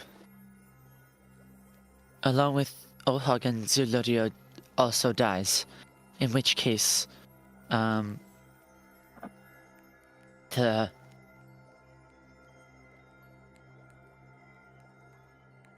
idea I just decided on being forced to do, we will have to use a similar mechanism to how she was pulled to the ground in order to, instead of an active force pulling her down, a repelling force pulling her up, pushing her up, such that she is caught instead of pulled, so to speak. So luckily I reversing have the an expert. polarity? Yes. Luckily, I have easy access to 2 experts on graviturgy. So doing that hopefully won't be too big of a challenge. If she does die, there are 2 possibilities. The first is that the mantle of the hearth's flame is and embodiment of warmth is passed on to one of her kin, who we are aware survives. We are as recently as 6 months ago aware survives within the Undercity under the watchful eye of Den Mother Ode. So Or she does have air. That's good. or it simply ceases to exist. In which case, uh-oh. But What? Oh, what was a bit As of an far as we can understatement, don't you think? yes. No more fire. No more warmth. No more warmth. It Which the entire world just freezes over. practically speaking, yes.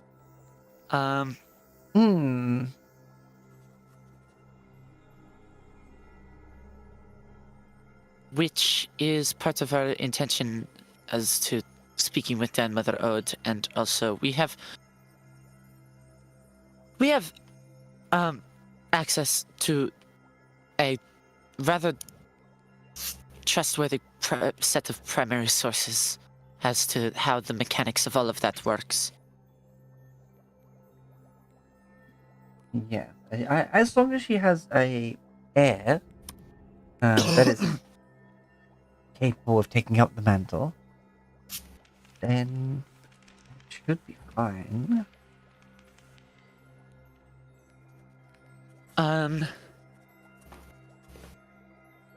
Otherwise, she may survive the ordeal.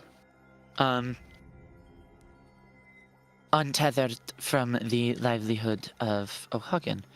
In which case, either one, she will immediately go insane from the pain, and then we have a different problem on our hands because we will have to put her down. Which will not feel good. But... Or she will magically somehow be fine, in which case we have nothing to worry about other than evacuating the city. And removing the infrastructure from within her. Knowing the amount of magic that went into constructing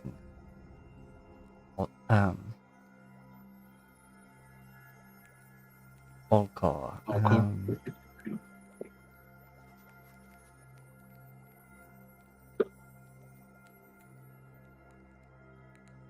she somehow did reanimate after being unbound from O'Hagan. She would more than likely instantly perish from her wounds.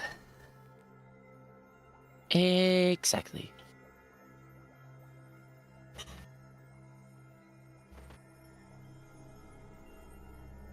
The most optimal way to go about this would be to evacuate the entirety of the Undercity, of the city of Alcor, along with all of its outlying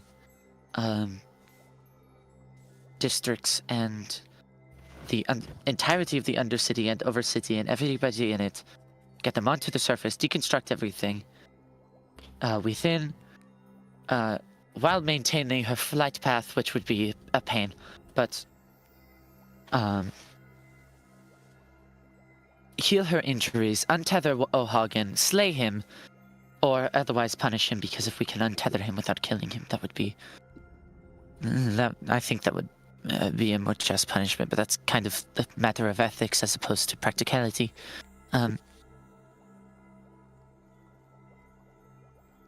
I lost my train of thought. Oh, yes. And then attempt to revive or allow the continued existence of Zelodio. But that would be impossible, given that we would have to do the entire thing under the eye of O'Hagan without him even noticing or doing anything about it. I would deem that on the highly improbable side of things, yes. Yes. So instead we have to do the last step first and scramble to pick up the pieces from there. Yes. Which leads me to another train of thought I've recently had, which we could attempt to begin evacuations from the city, or at least the Undercity, as soon as possible. Which would allow at least a guaranteed safe population. But also run the risk of being discovered prior to our time.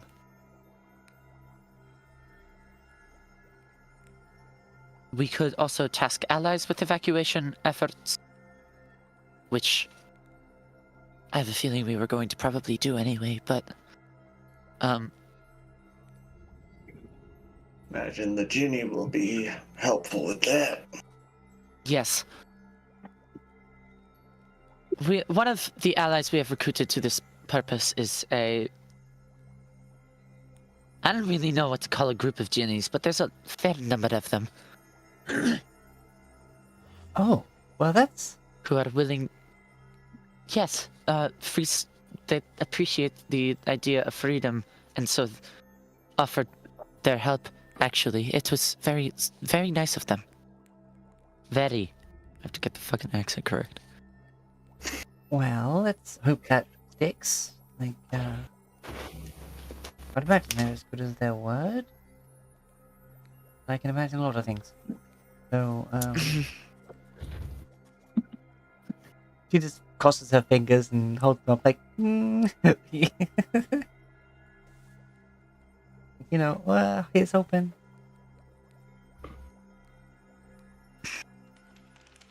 Oh dear. Okay, so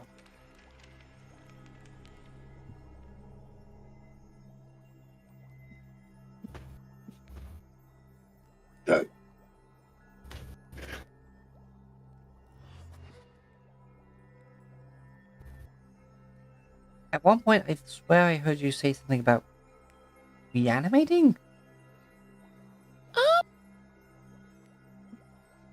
Or was it a different reword that I just misheard?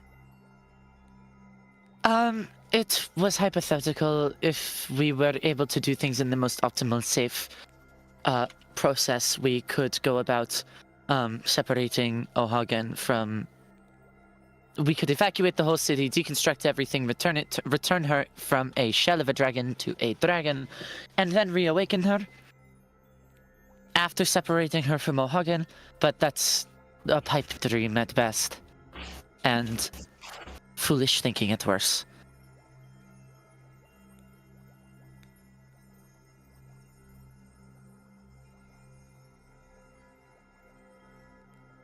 I believe the word I used was reanimating, but it wasn't what I really meant to say. It was just I was trying to get the idea across.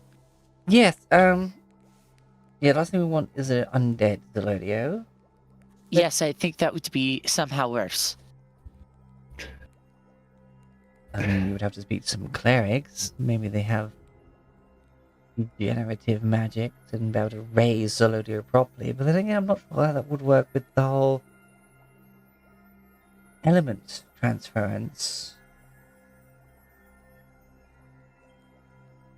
The elements and the gods are sort of separate schools of magic.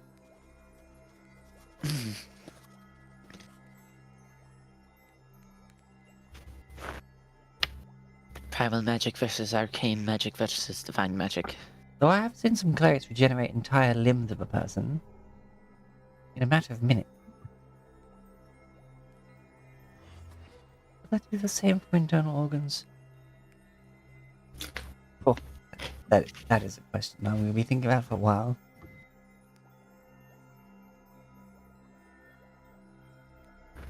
Oh, now I'm thinking about it. Honestly, though, definitely not something we'd study, because that would require having to sort of eviscerate someone first. Oh. Yes. Let's not do that. Well, of course, I was Yes. theoretical. So I Yes. wasn't planning on experimenting with this. Come on, dear. Was use Ohagen as a test dummy. Two high intelligence, low wisdom people, low charisma people try having a conversation. It's going about as well as you could hope. So Rex says, using Thorbrek as the test dummy, and they both do the considering it face. Like, Use Ohagen as the test dummy. I imagine they'd get a lot of therapy out of doing magical experiments on his ass. this, they both do this in sync. They're like, no. All three of them, actually. Rivet also does exactly that.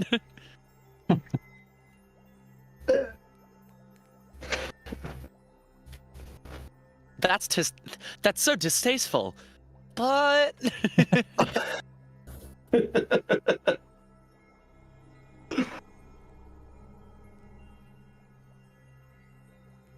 Once again, I am Kitty Chair. Kitty chair. Left me alone during the last half hour before break. Kitty Chair. Kitty Chair.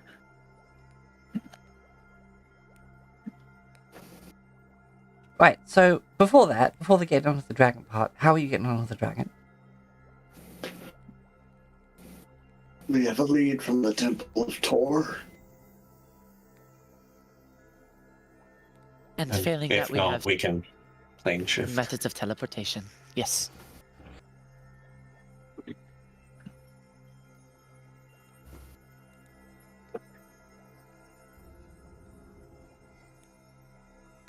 Of all the things you would expect to be the biggest challenges, getting on to the dragon that's flying through the sky, who knows how fast, is actually the one we have best covered.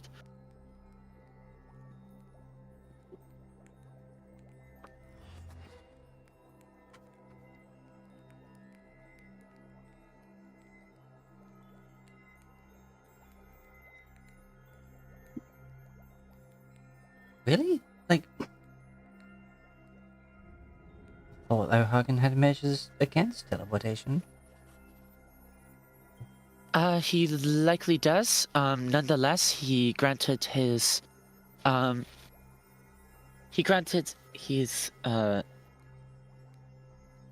are they called? Magisters. Use of these, and she holds up the ring that's on her thumb. Which means that nonetheless there is a way to return to the arcane circles within, or at least there's a designated area that you can return to, or failing that, there is no way that there isn't that he can monitor the entirety of the inside of Alcor at once. And failing that, we are, I believe, pulling, and not a favor, but something of that ilk from a wishing capable Sphinx. Regardless, we have utter faith that we are able to get up there, and failing that, we can always just go the old-fashioned way about it, that would suck. You mentioned Sphinx. Is that the one we met That's the briefly? one. Yeah. If I remember correctly. If I remember correctly, actually. If Skylar remembers. Yes. Alright, so We've small met one correction. Sphinx. Technically, they are an andro sphinx. There are some differences. I admit, never got around to asking pronouns. That's not a pronoun, that's the species, Yeah. but But Tess. let's just say that Yeah. they were as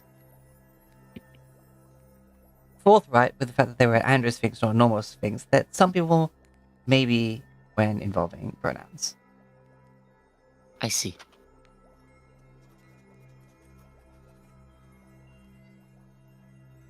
But still, like, I asked many questions of them, but getting an answer out of an andro sphinx is tricky. Not quite as forthcoming as you would think. What do you expect? A sphinx? Cryptic? No. Exactly my point. I mean, how many sphinxes have you met? I have met none, because we've only met an andro sphinx. Yeah, yes, same. Was a first for me as well. You know, I know that, like, well, I don't know, Sphinx is like riddles. I wasn't sure if Andrew Sphinx was the same, but they, yeah, I suppose cryptic is the way I would say they are.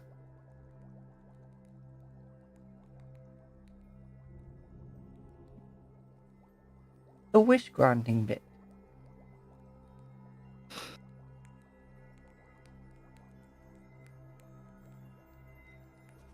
Mm-hmm. No, let's not dwell on that too much. Let's take the fun out of it, I guess. I'm sure they'd refuse anyway.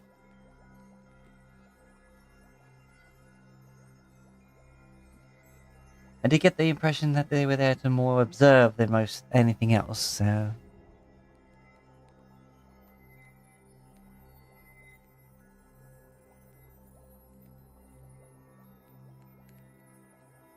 As far as I can tell. Do you have an idea or a suggestion you would like to share? What? Oh, I guess go to them as soon as you feel ready, because... Well, I don't know. What will happen when you go to them? Like, it's not something you can really fathom. It's just... I don't know, I guess,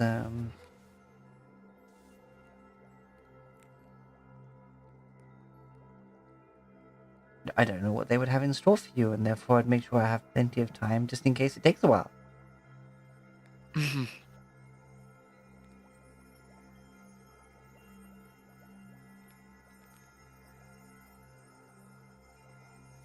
Sorry, I've been sitting here for a while. What is that? And, like, she just turns around to Kriv and points right at the very, definitely not Kriv style amulet. Like, Uh, I keep seeing it, and it doesn't look like something that you would wear as part of your normal ensemble. It's ensemble. I say ensemble. Okay, dude? This is the amulet that allows us to plane shift. Doesn't look like an amulet of the planes. no, it doesn't, does it? I don't like the implications of that.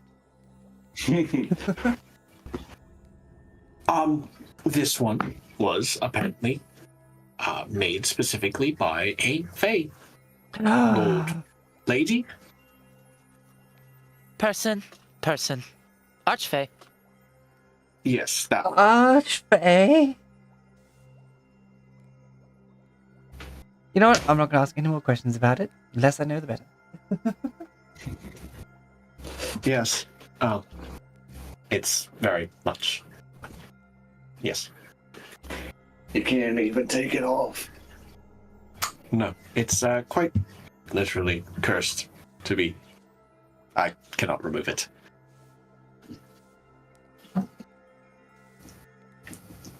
This is the harrowing journey I mentioned earlier. Oh, right. Yeah. Oh, here's the funny thing about Fey curses. Some of them aren't technically curses, therefore don't work with the remove curse spell because they're technically an agreement that you've agreed to by putting the item on.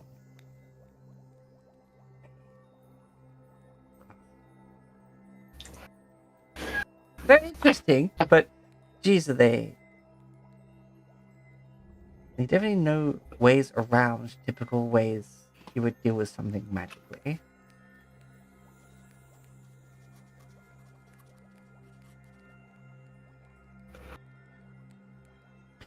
Anyway, but it's been allowing you to play shift, so it works, which is good. Yes. Only the occasional hiccup. Yes, like that. I have no idea where it was, but it was dark. There were lots of creatures, and yes, it's not pleasant. Rev doesn't know. Well, maybe he'd know what the abyss is because, as a religious studier, but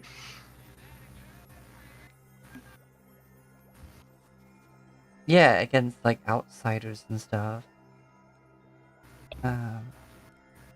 Watcher paladin stuff. yeah. Yeah, go on, make your outsider buffed watcher religion roll. On watch paladin. Bink. Not bad. That is purely proficiency bonus. You know it was the abyss. You don't know specifically Thanatos. Yeah. We did end up in the abyss for a short, 6-second period. That was.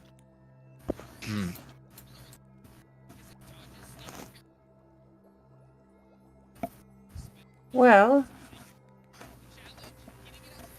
as long as no one important noticed you, it should be fine. Dun dun dun. Right. Ba-da-da-da, I mean, ba-da-da-da, As far as we know, we don't know. I mean, it was 6 seconds. It's 6 seconds. It was fine, I'm sure. Yes. Bop, bop, bop. 6 seconds with the glaring divine light coming off the amulet blessed by Palor. You hear a knocking on the wall, then a demon portal opens up, and it's Orcus. It's like, hey, this is bad time. It's a complete subversion of expectations. Hey y'all, big fan. Love the way you just sort of popped in and out and flashbanged. Yeah, it's gotta say, took some balls. Love it. Made one hell of a flash mob.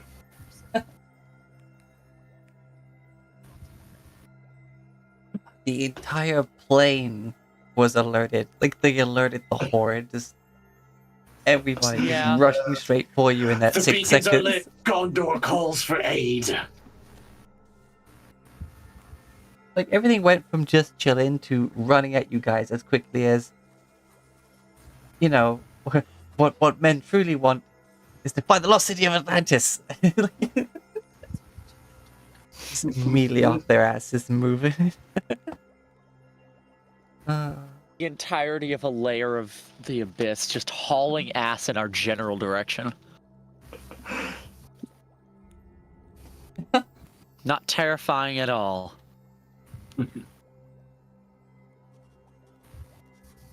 But, you know, it was kind of safe, because I don't think there's an option on that amulet where you don't go anywhere. I think you always move somewhere. Yeah, we could move closer to the demons. But I suppose if there's going to be consequences for that, then they'll hopefully come later. Not at a really inconvenient time. But. Vivid, why do you keep doing that?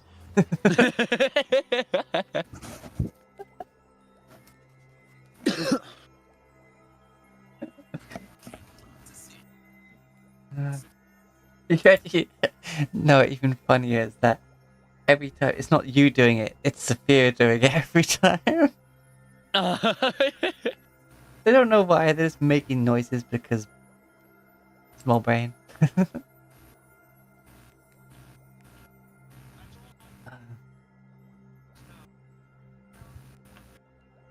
Okay, so I guess the plan is to finish whatever things you would feel you need to do before executing the plan. Yes. Yes, practically speaking, that's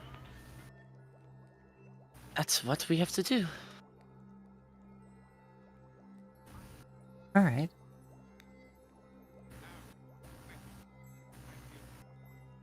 And then we just have to wait for something to happen, and then we'll come to your aid.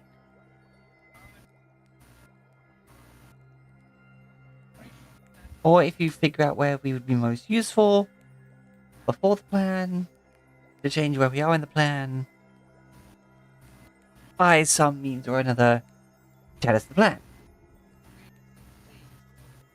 Or we'll just wing it, you know.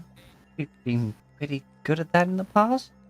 Well, not as good as we are planning and, like, doing things by a schedule, but yes, we have winged it in the past.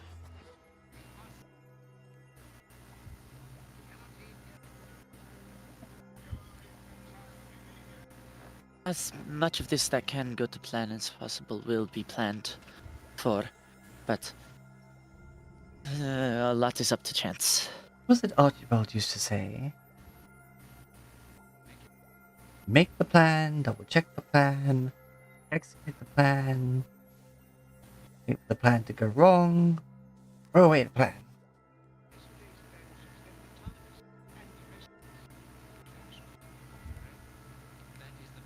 That's that's about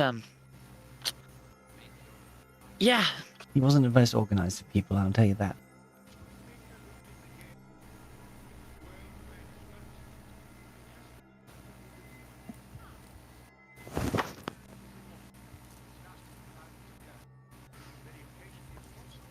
Anyway.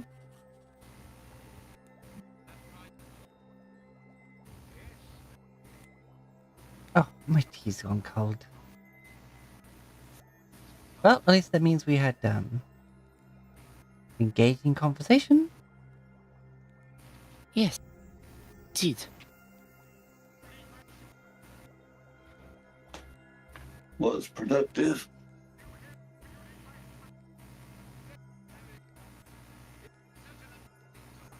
Oh, guess the day is ours then, and unless there's anything else you want to discuss, we should do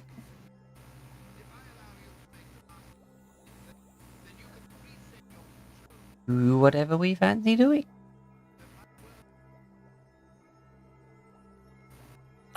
Yes, I suppose so.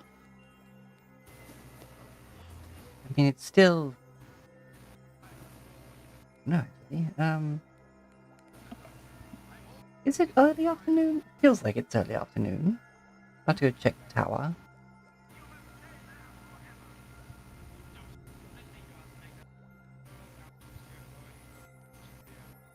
Yeah, if you want to stay here, we'll sort something out. If not, then good luck, and I suppose see you when everything happens. I guess this is the only way to put that. I suppose so.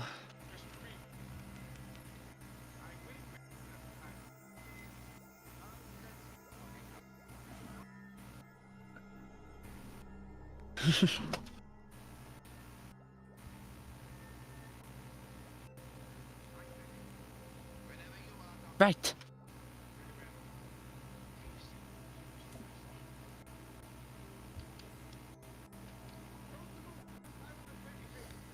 And then you just make small talk and either get going or you spend the day in this partially restored ruin of what was a very large community living situation. Almost like a university, I guess. An academy. Fortress. Why do I hear laser blasts?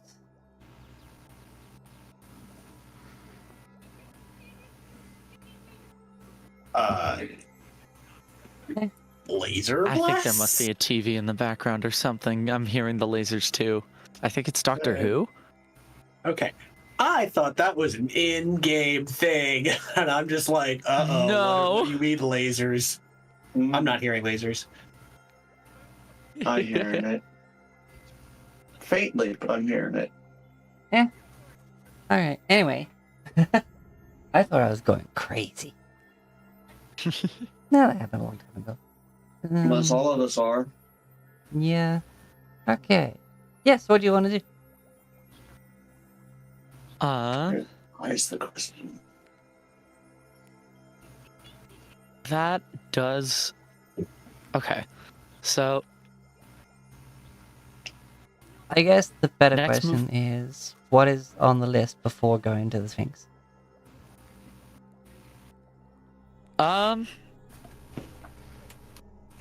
the mechanism to either catch or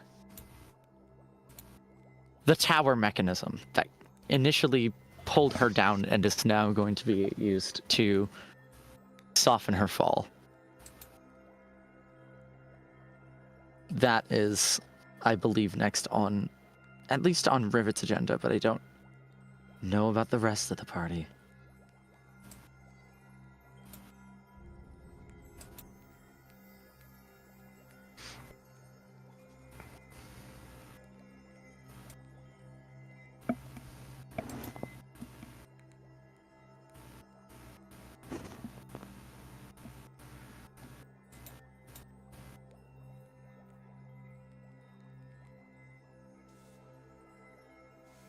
I don't know.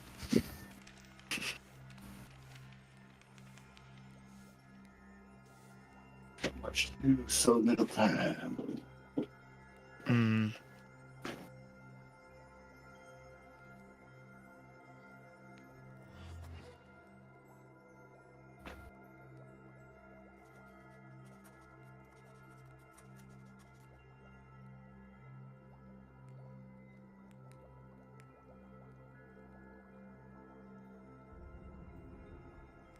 But yeah, Rivet's next idea of what to do will be to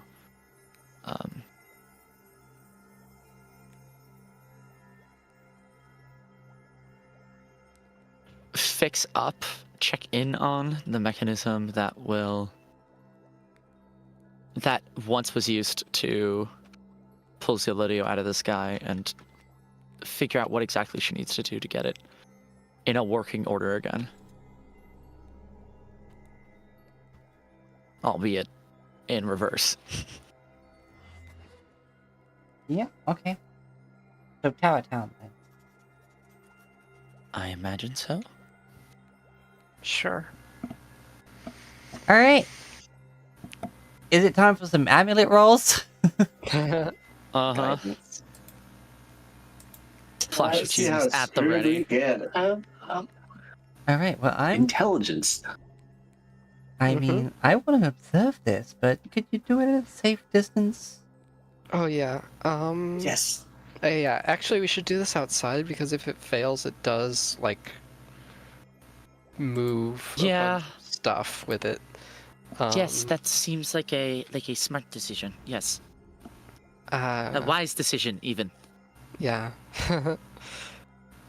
Out in the courtyard Not then? one that we Alright. have often.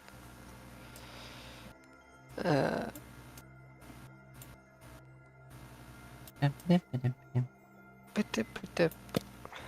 Yeah, maybe the courtyard is the best idea.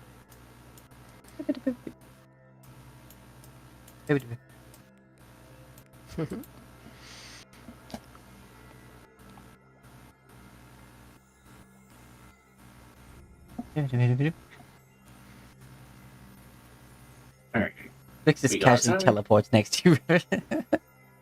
Yeah. Teleports behind you. Hey, Mom.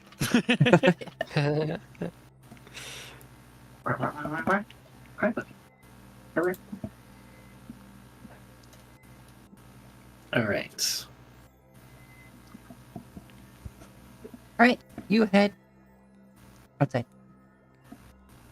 Close these. Get over here. Get together outside, hold hands, and start singing the YMCA. Or Kumbaya. Wait, how are you doing the YMCA while holding hands?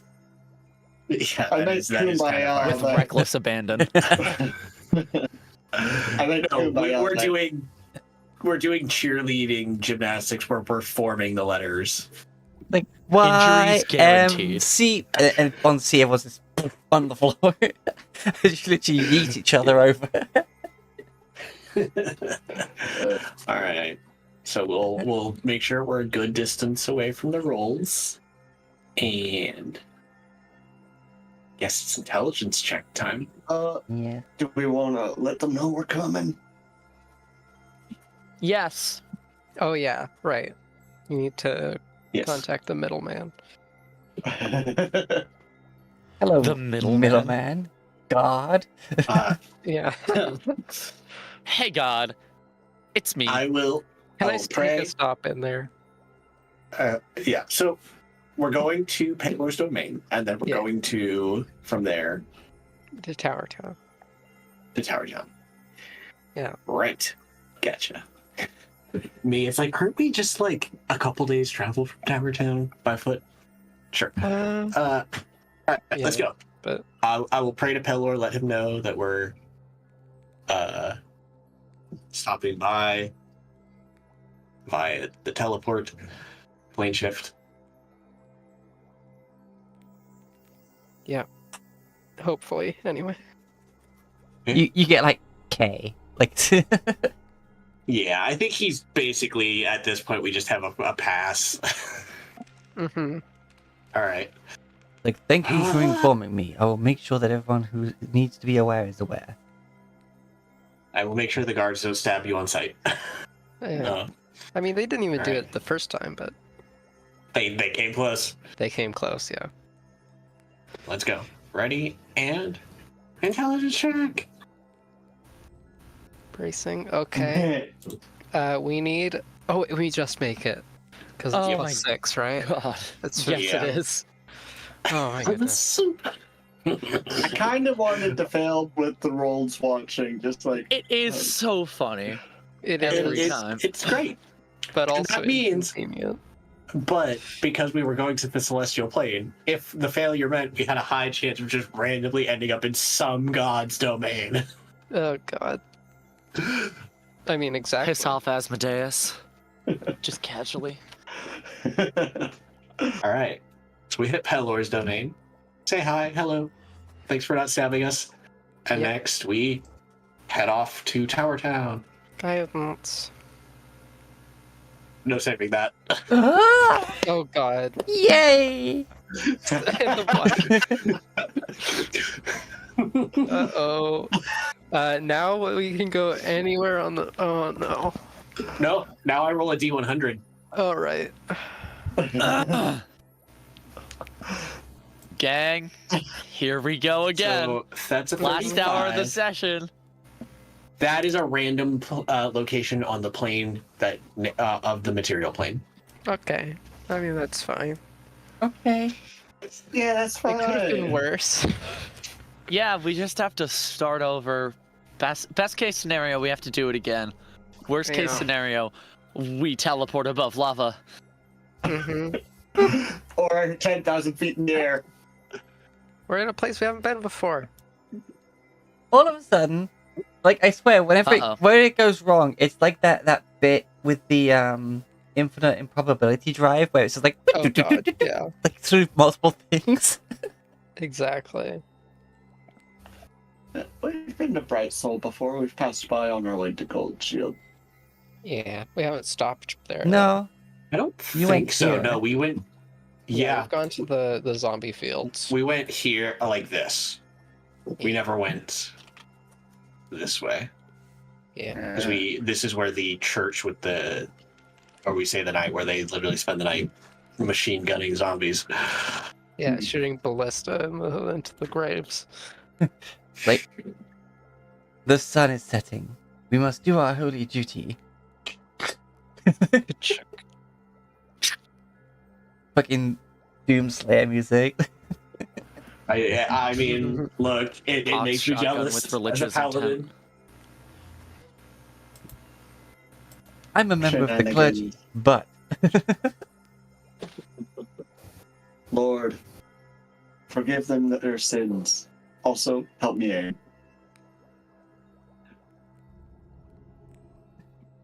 It's up to God. To Lord, sort these guide things my out. hand and the slug from my shotgun, please. It's up to God to forgive them, and up to me to send them to God.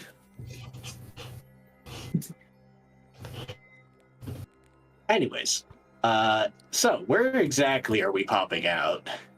Like, what's around us when we Lord zoop? bless this ballista bolt as it plunges into the bodies of your enemies.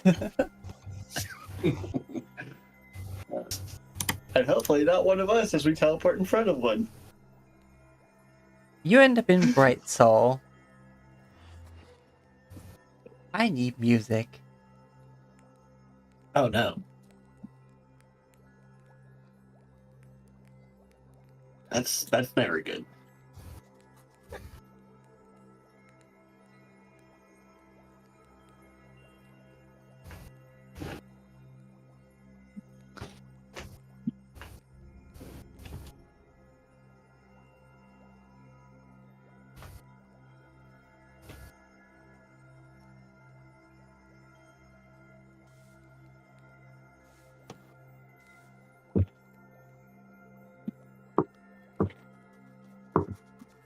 Cat, What's this why are you sound like? crying? That wants my attention.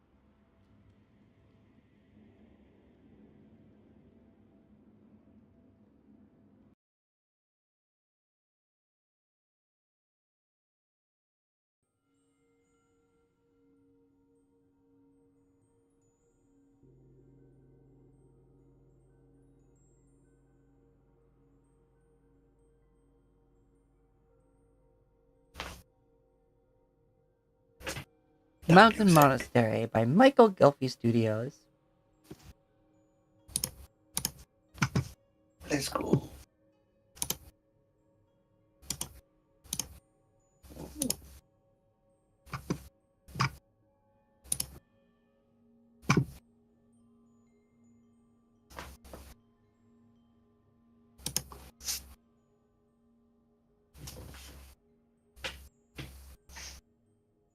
You appear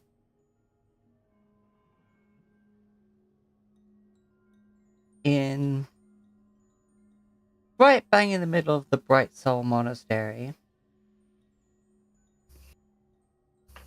So you basically arrive. There is just that gravel underneath you, very fine gravel, and these 50-foot walls, like outer walls, with a massive gate.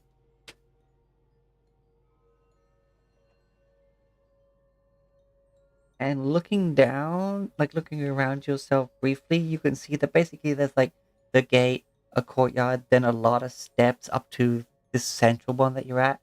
And then you can see like more steps then going up to like this massive like monastery. But it's not like full like Tibetan Eastern kind of monastery. It's a lot like more Gothic than that in terms of like the period of construction.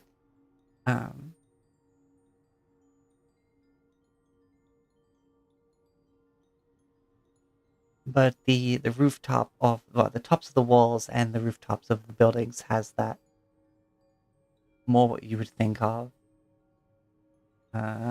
Look to it, and there's like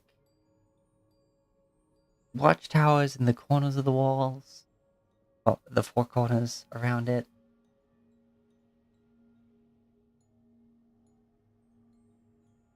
And you see also a good 300 people.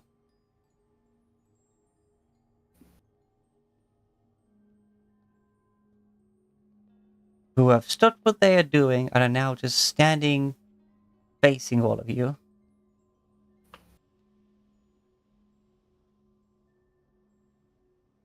Some of which are as only far away as like 10 feet. As you kind of appeared like maybe not on top of anyone, but like between their formations, as it were. And they're all wearing black. And most of them have blindfolds.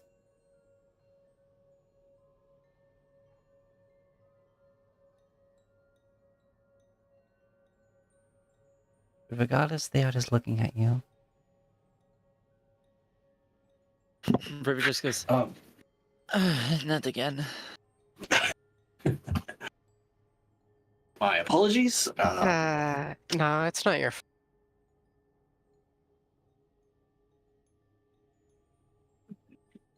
Teleportation gone wrong. We will.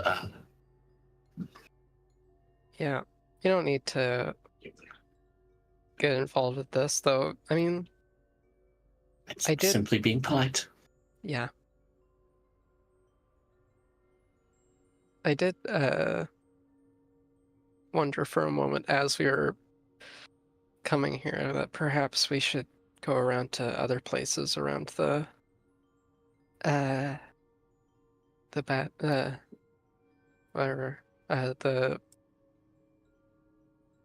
Badlands to find out if anyone there can like help us too.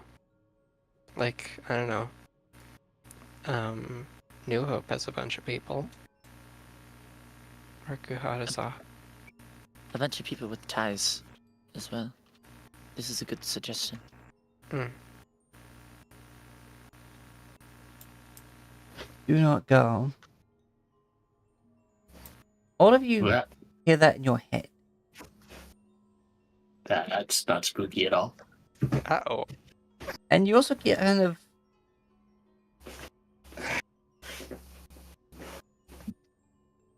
have a couple of people saying it in your head at the same time. There's no way you would know this, but you all of you get like different voices.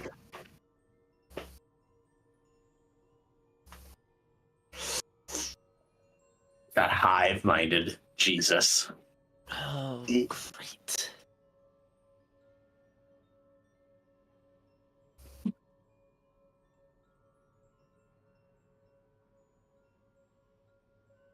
Surely this will only go well. Is there any person around that might have done that, or is that just some undead speaking?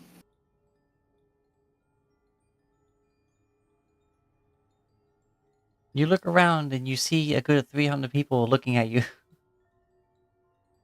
Mm-hmm. You're not sure which ones of them just psychically spoke to you.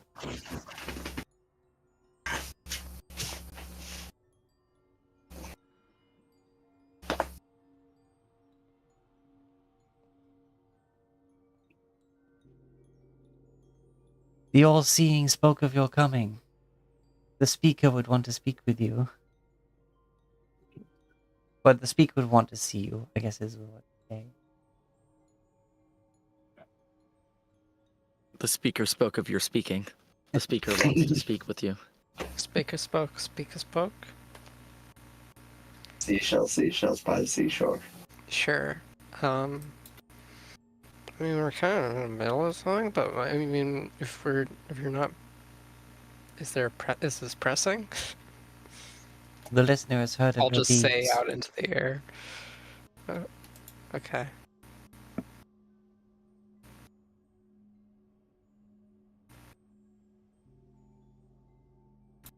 It's kind of a still air for a bit. Then all of them kind of put hand over palm, palm over fist, and bow. Before then all extending an arm up towards the monastery.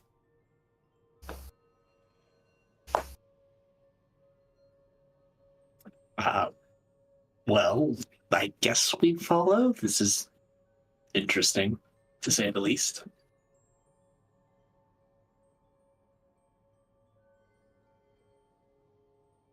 As you start moving, basically once you're past somebody, they return to like palm over fist. There's kind of like a wave of them returning to that position as you go up there. Oh, jeez, that's not scary or spooky at all. Yeah, no, that's not eerie. Mm-hmm. Heading up to the monastery.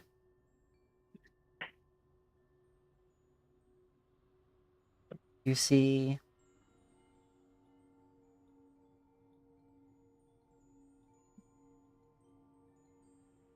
you get to the top of the stairs and you see a single woman.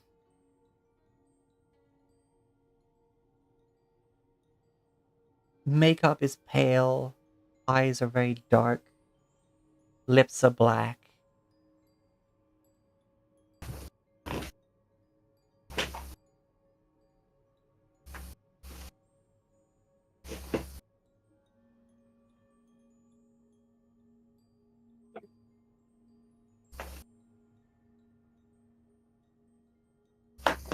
Oh no, Rivet's only weakness. A pretty lady. She doesn't do palm over fist, she does both palms together. Bow to you.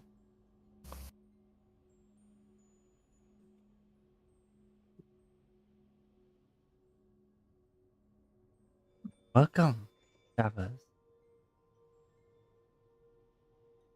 I am the attendant.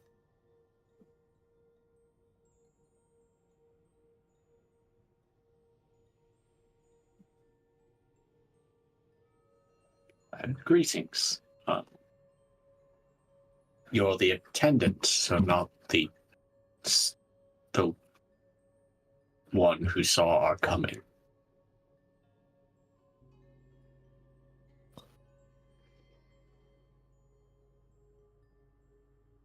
No.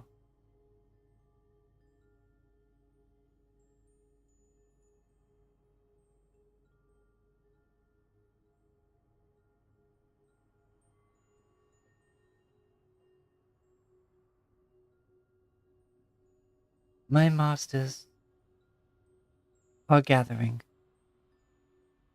to have audience with you.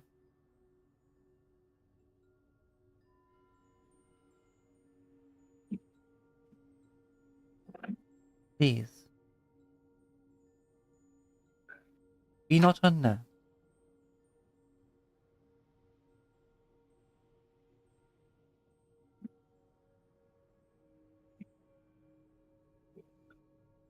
All shall be explained.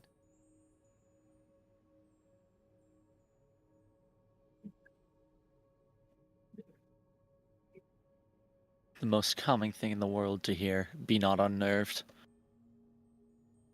Mm-hmm.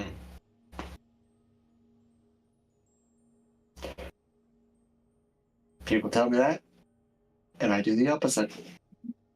Mm-hmm. Come, Um. hmm. Okay. if you have questions, speak them. Though I have not have the wisdom of my masters to answer it.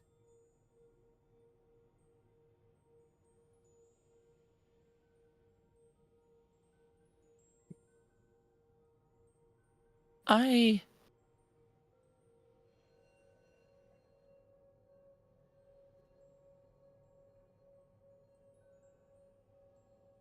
it's nothing of note for now. If it comes up, it comes up. Very well. Please, follow me.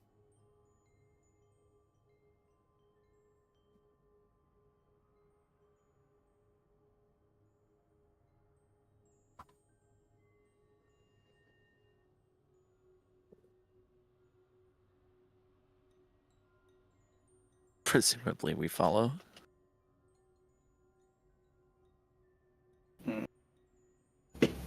So Brett taking up the rear. Oh my. Oh.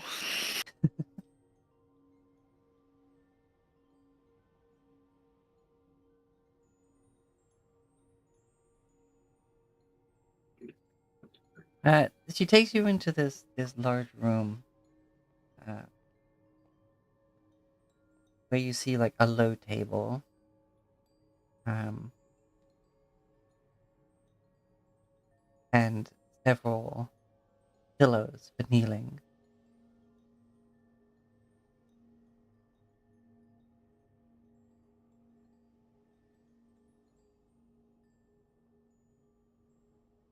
Hmm.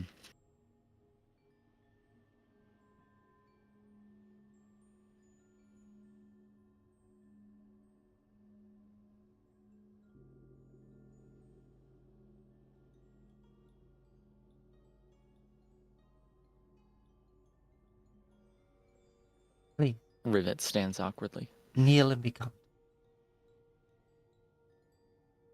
They will not be long.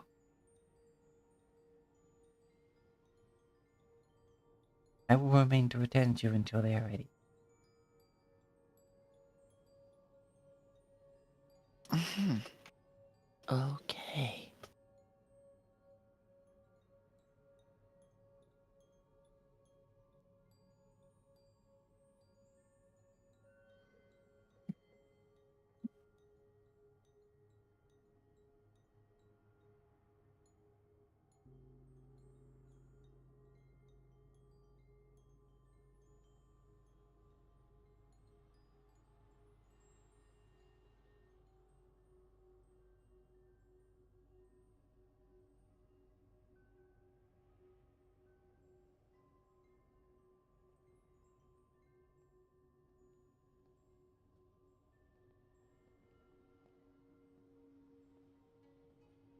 And she just stands quietly off to one side, hands politely at like one after another, one over another. Hmm.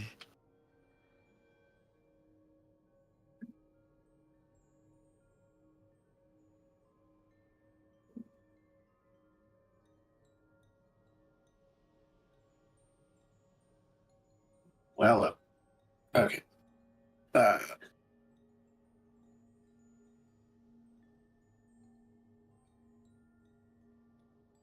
So, right. Yes, we go. We follow. I'm sorry. I spaced out a little bit I there. think they said to remain here. Okay, yeah, they said to follow. Yeah. Took you to a room Oh. where there's like pillows to kneel on, like, you know, Yeah. Okay. and then Okay. Rivet Niels, I suppose. Have not said that I- yet. I guess Criven, so. yeah, Criven Neil. He's used to the whole religious stick. He is an acolyte.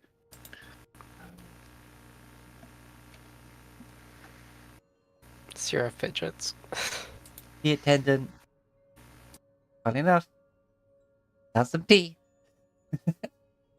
along with small plates Number of 3 today. yeah, Tea for the third time. small plates of No wonder Food. I'm having to take so many bathroom breaks.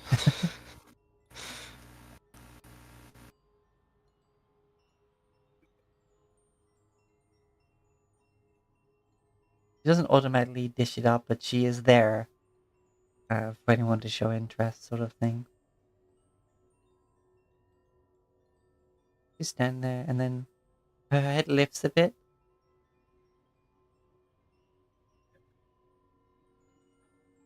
They are ready. I shall depart. So You just- fucking ominous. He turns around, and in front of you, what looked like the opposite wall, he goes up, puts a hand on it, slides it, goes back to the middle, slides the rest of it the other way, bows to the 3 figures now you see, then to all of you, and leaves.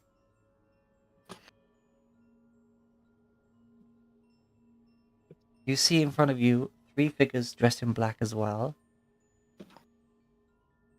Though it's definitely a much more poignant black.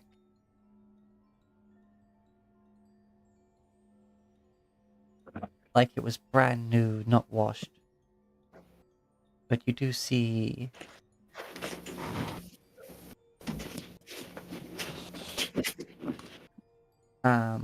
basically white sashes that have these marks on them that just look like perhaps religious or uh,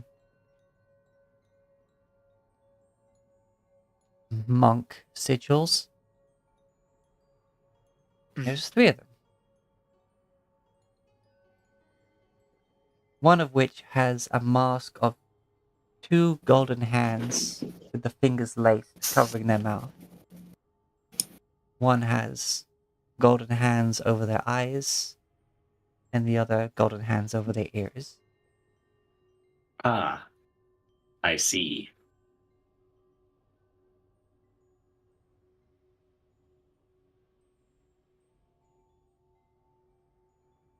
This is just getting more ominous.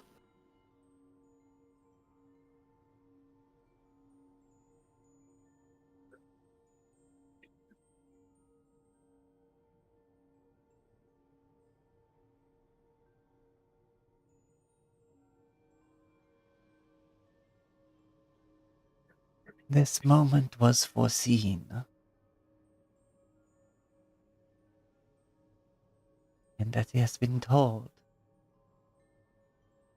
to be ready for your coming. That you are here now. We welcome you. And all 3 of them bow, like in sync. Like they're kneeling, but Yeah. they just do a head bow, like together.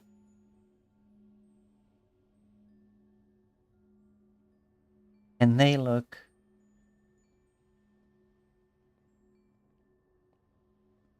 old. Yet really well taken care of.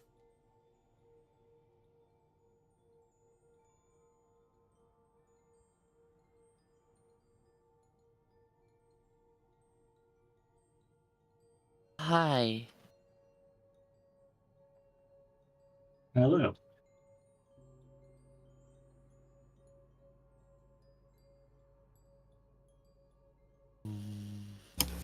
Salutation.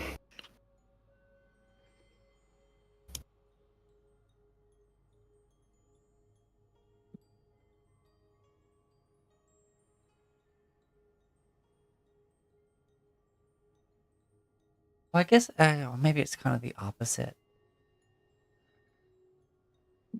Like one has a mask that's just uncovering their mouth. One has just their ears, one has just their eyes. Like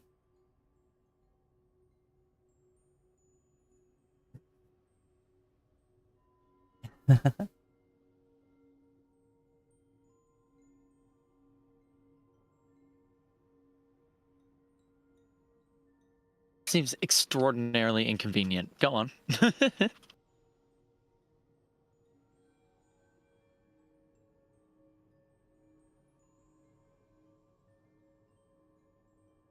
we have heard of your deeds. We have seen what is, what has been, and what is to come.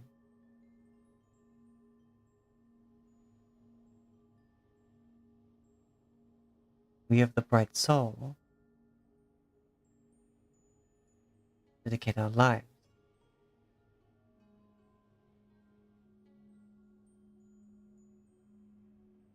to training to oppose all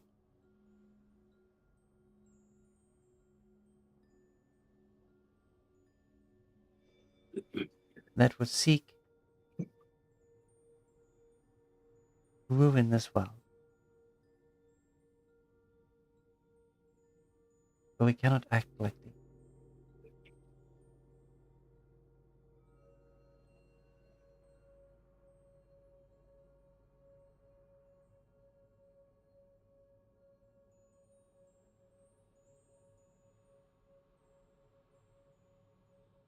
There are many enemies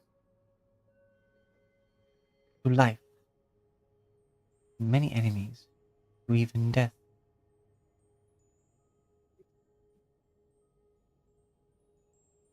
A lot of enemies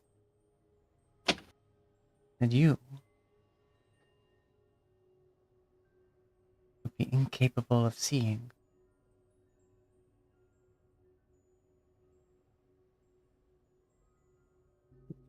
There are enemies to this world that most in this world are incapable of even knowing exist.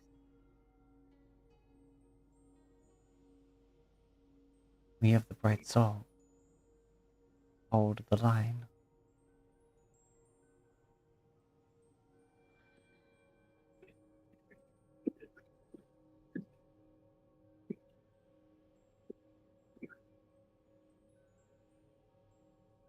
It has been foreseen some of the paths you walk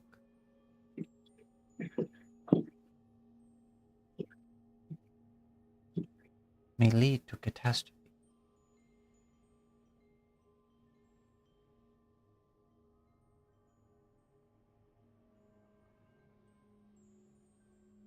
Should the veil be torn,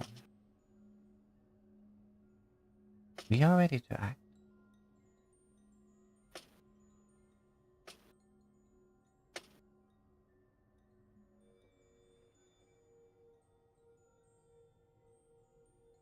They pause and you see them speaker like look to his right, then to his left, as if there's unheard conversation going on.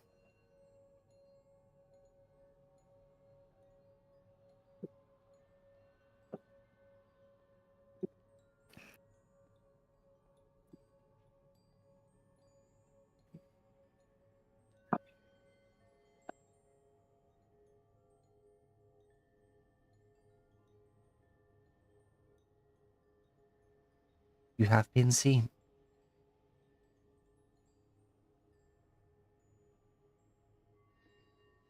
One of you concerns us.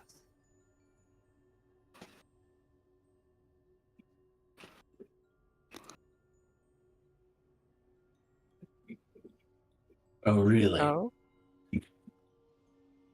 Like, Crave is in instant defensive mode. concerns in what way?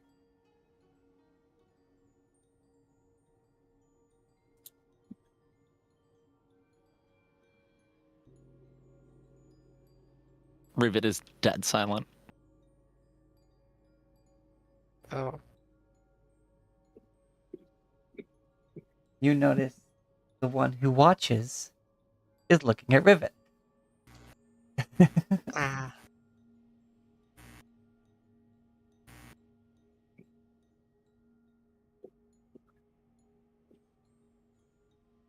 There was an unseen war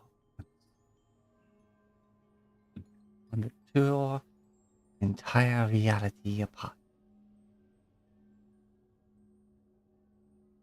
The battle we failed in. A battle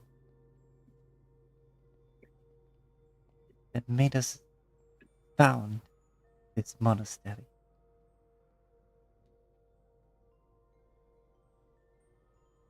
It has become. It has been made clear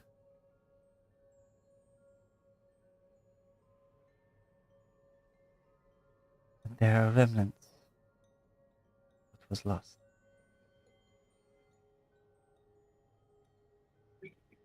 Your friend is bound to one such entity.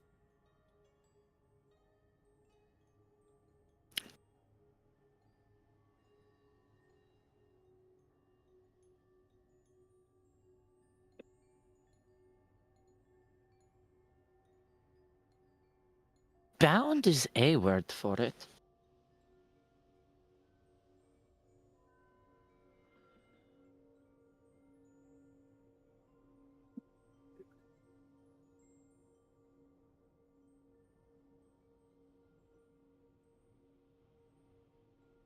I have a question for them, if you will. Oh, you. I mean. Yeah, shoot.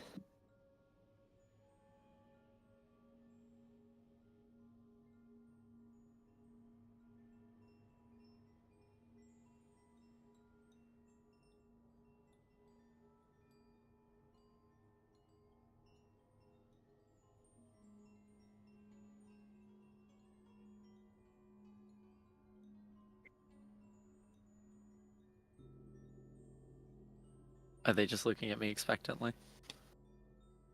No, you see that basically there's the more like you imagine there's some conversation going on as they choose their word carefully.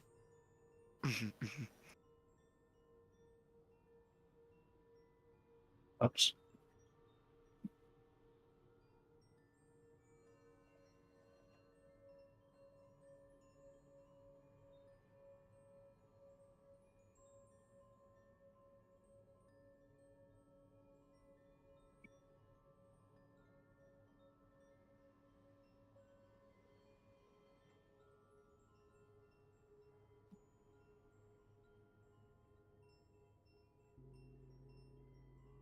Your world was lost.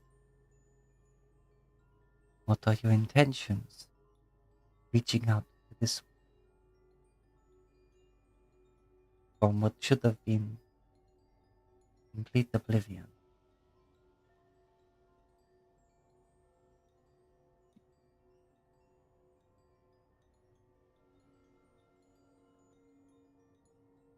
Rivet sort of listens for a response. Allows the Tangle to speak through her if she is able to.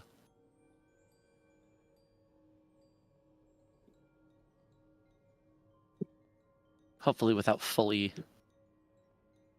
swapping over, because that has effects. You let them take over like just your mouth. I was avoiding that specific like wording of it, but yeah. That rivet, she got a mouth on her. Uh-huh. And currently not hers. I didn't say it was her mouth. I said it was a mouth. A mouth. I've got a mouth, so I must scream.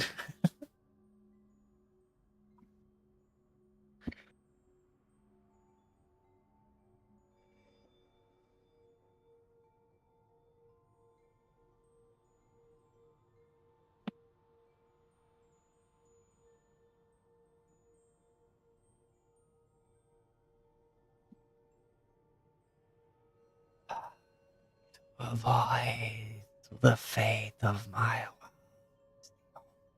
intention I have for this one.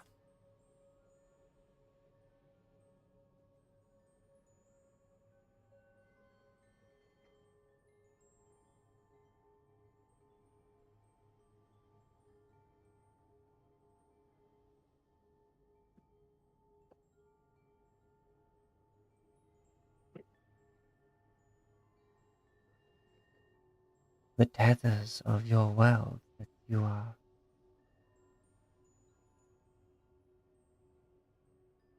Yes, I am.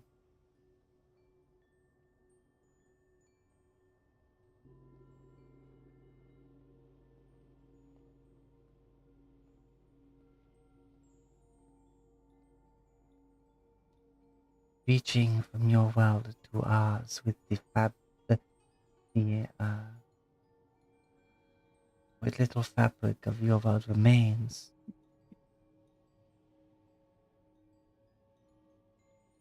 It is dangerous.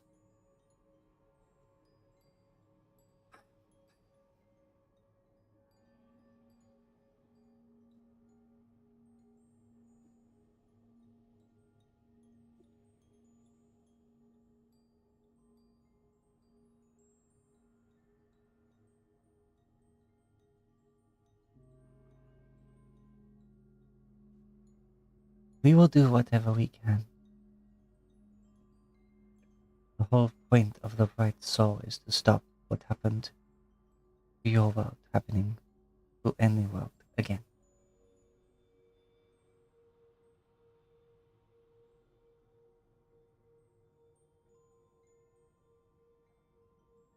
I trust you will know when to release this bond. Should it become a danger to you?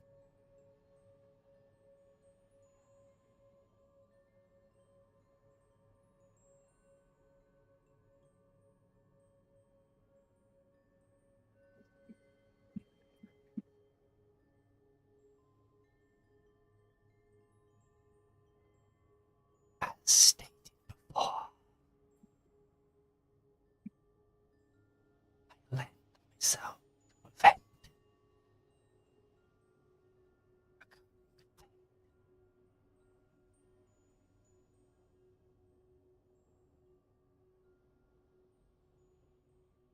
and should suffer again as I.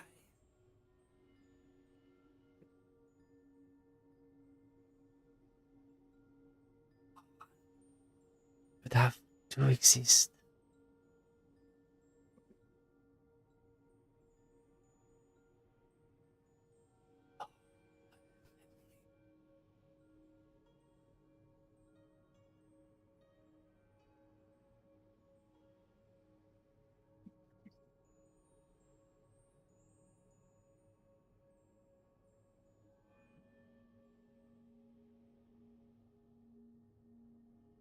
Then they stop, look to their side.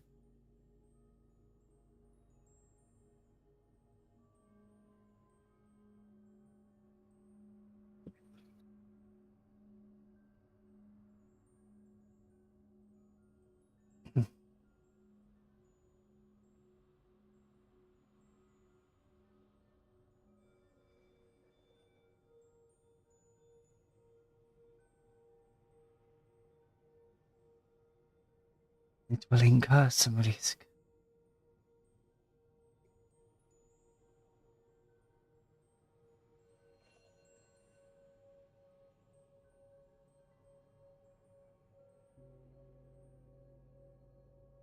be some way that we may return to your world.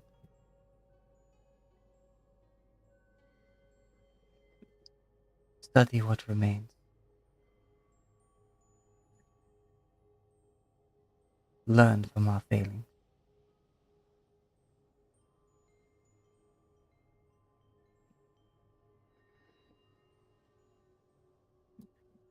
You may better understand the path forward.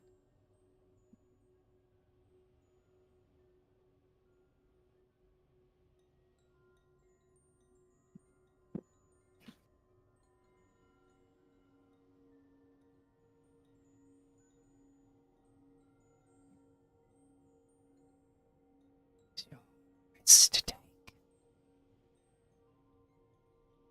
Or if your actions cause an increase in risk, then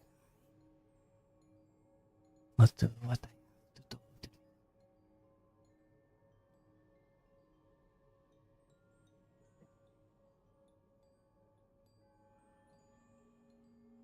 You see the one that listens, the listener, shaking a little bit. They put their hands together in their lap, knuckles resting in palm, and gather themselves.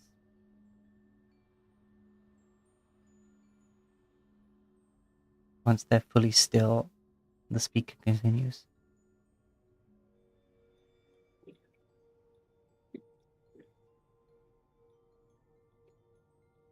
I am glad we have this understanding.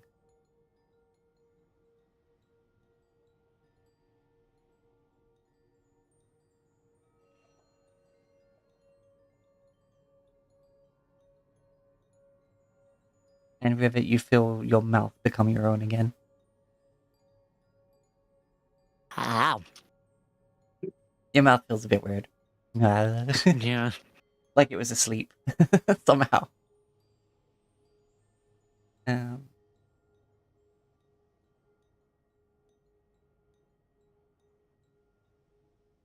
I'll under I'll understood. I hope.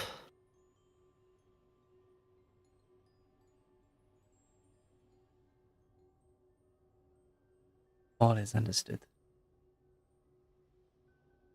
Great.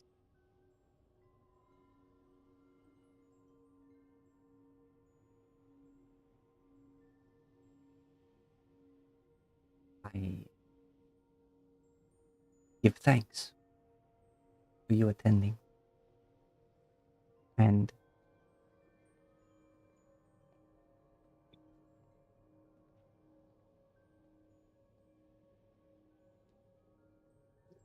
hearing our request.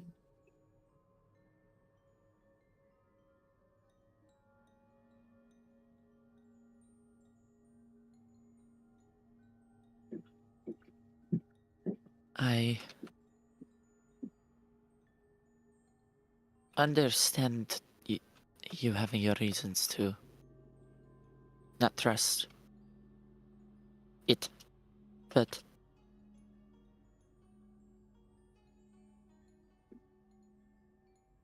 Not just it. Any that invade.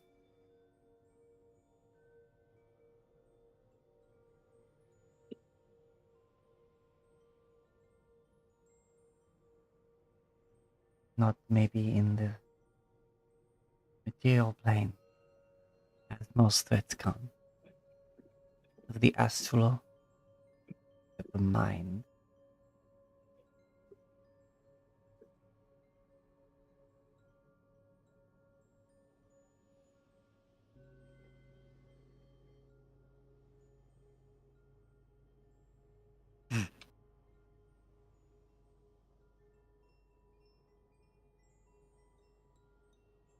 Any wayward fabric in the tapestry of our world.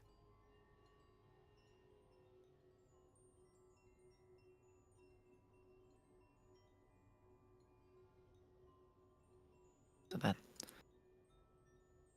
good use of that fabric analogy. Nice. Um, Oh yeah, the tangle and the weave. Yeah. Yes.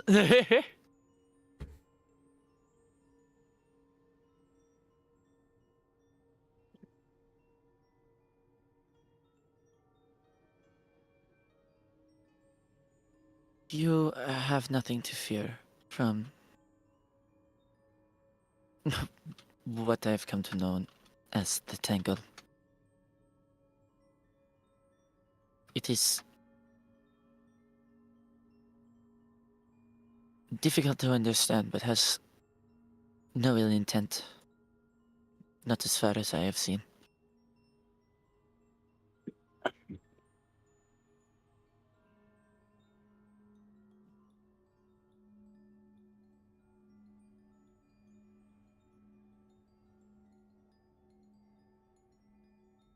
And trust me, if it did have ill intent, I would be dead where I stood.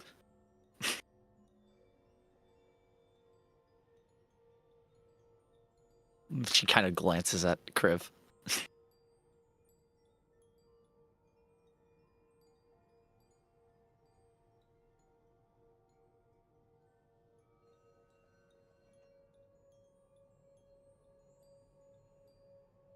It may know loss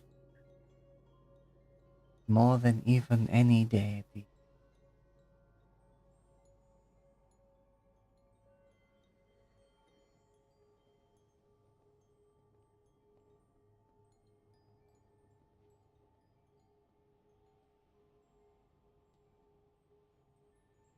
And as they stated,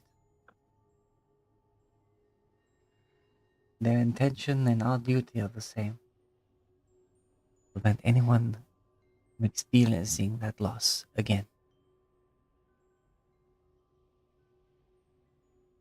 Ours is a far too long a tale to tell. And you have things to do.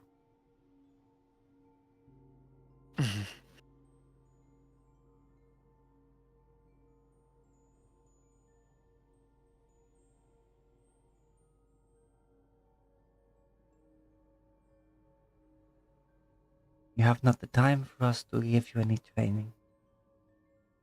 You have no material things to give you.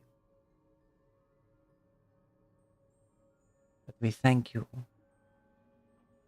for having audience with us. And all three of them bow.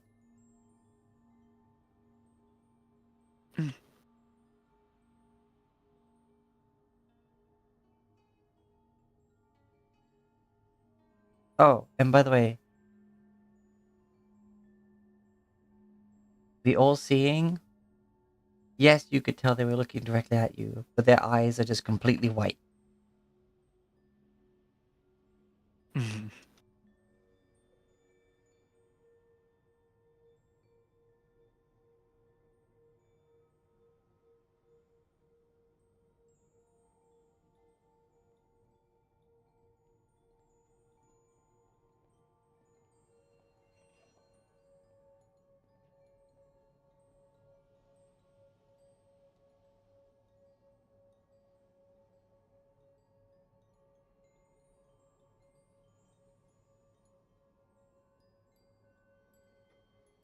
All three of them get up.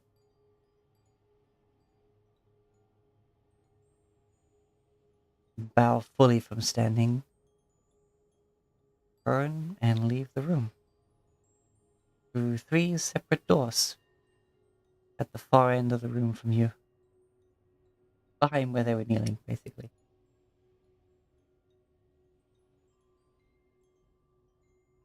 Everyone who wants to can make perception check.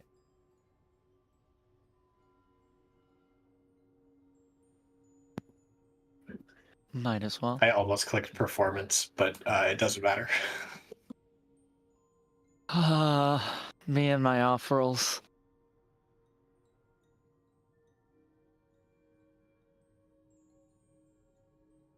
Wow. Wow. Siblings that's two strike. ones. That's 2 ones.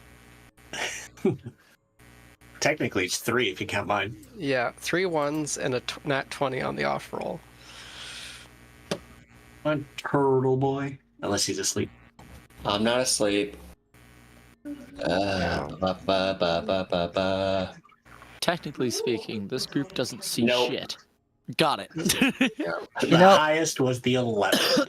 It's one of those things that I would just tell the person with the highest passive perception that they would notice. This party doesn't have passive perception for shit. Like, Yeah, so I just go, to people who want to roll perception. Yeah, I mean, and if it we checks get another out. level, there we go. Yeah. He can't see shit. We should probably get our eyes checked out. Turtle with glasses. Rivet and already wears beard. glasses. Maybe she needs a better prescription. It's possible, yeah. I mean, she Like that hasn't had scene them. She hasn't had them updated since Zerlodio. Yeah. It's been like what, almost a year. It's been a while. Yeah. It's like that Been a scene from My while. Cousin Vinny. It's like, oh, maybe it's time for a thicker set. All right. The attendant comes in, slides that partition closed, turns to you and all and bow.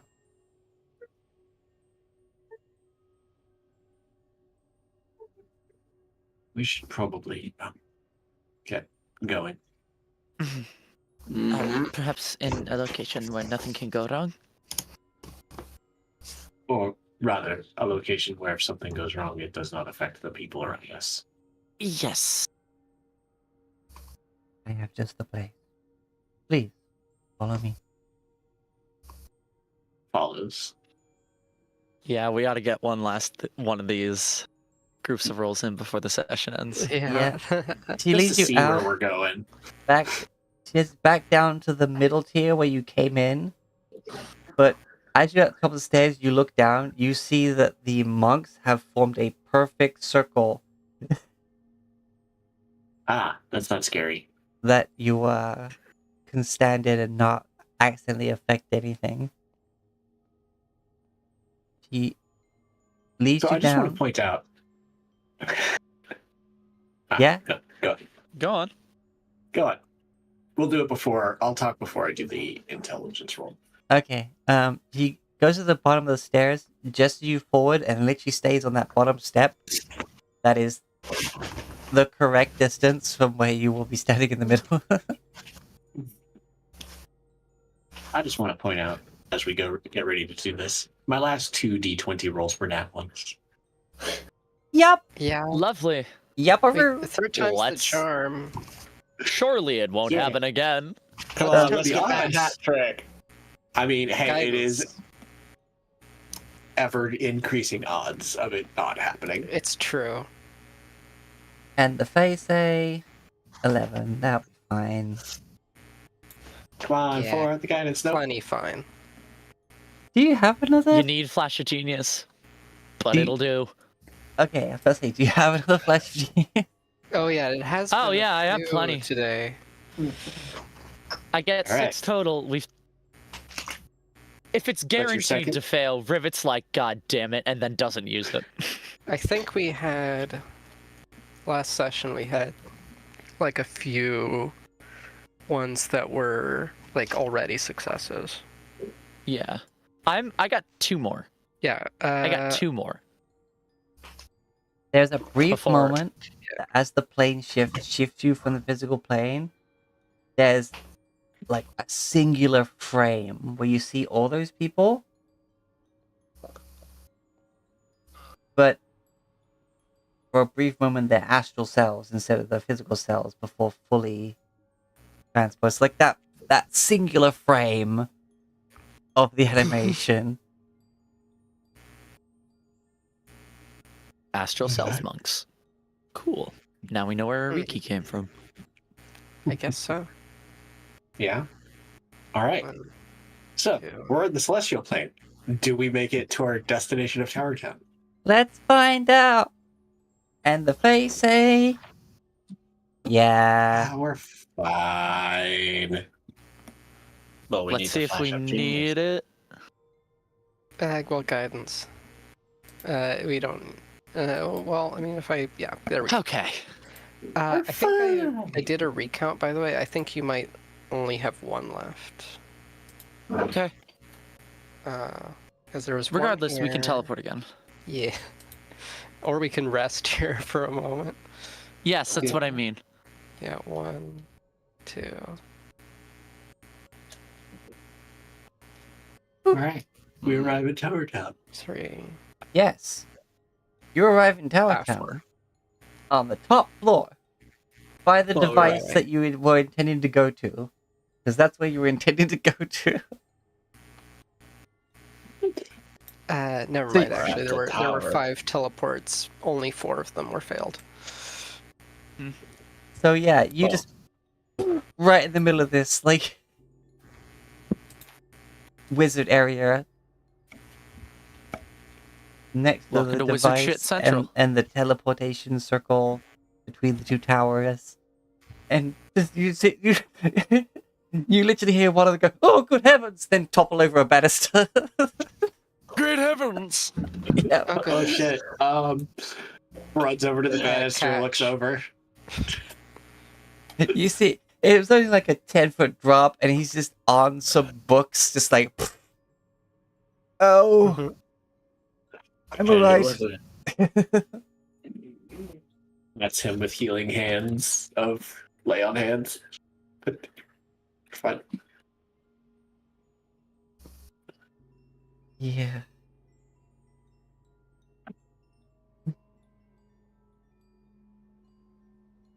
And that's where we'll leave it today.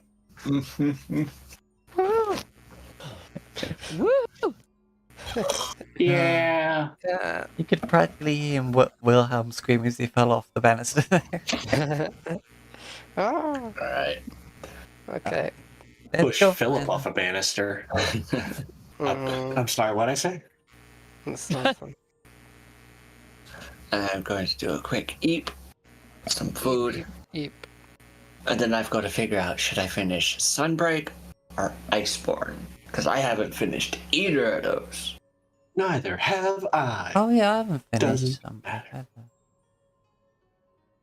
All right. I haven't even gotten like I just beat freaking what's his name, Malzeno. 'Cause I was farming Malzeno? for my lance. It's like, okay, let's lance up. I've got to finish both of them before Wilds hits. It's an issue with me. I don't finish master rank in any of them. I have troubles finishing games because I don't want to finish the games because I want to keep playing the game. But then I want to play Yeah. other games. Yeah, like I just re-downloaded Solasta.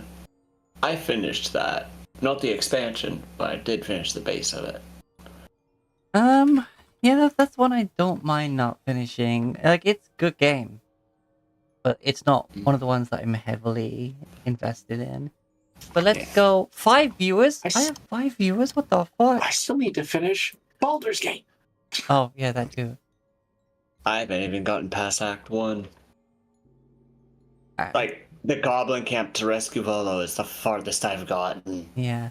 Anyway, Me and We're my gonna go see 500 hours in game. Gatel, the Bun Boy, playing Gunsmith Simulator. As always, leave you good yourself, excellent each other, and critical hit your enemies. Bye. Bye.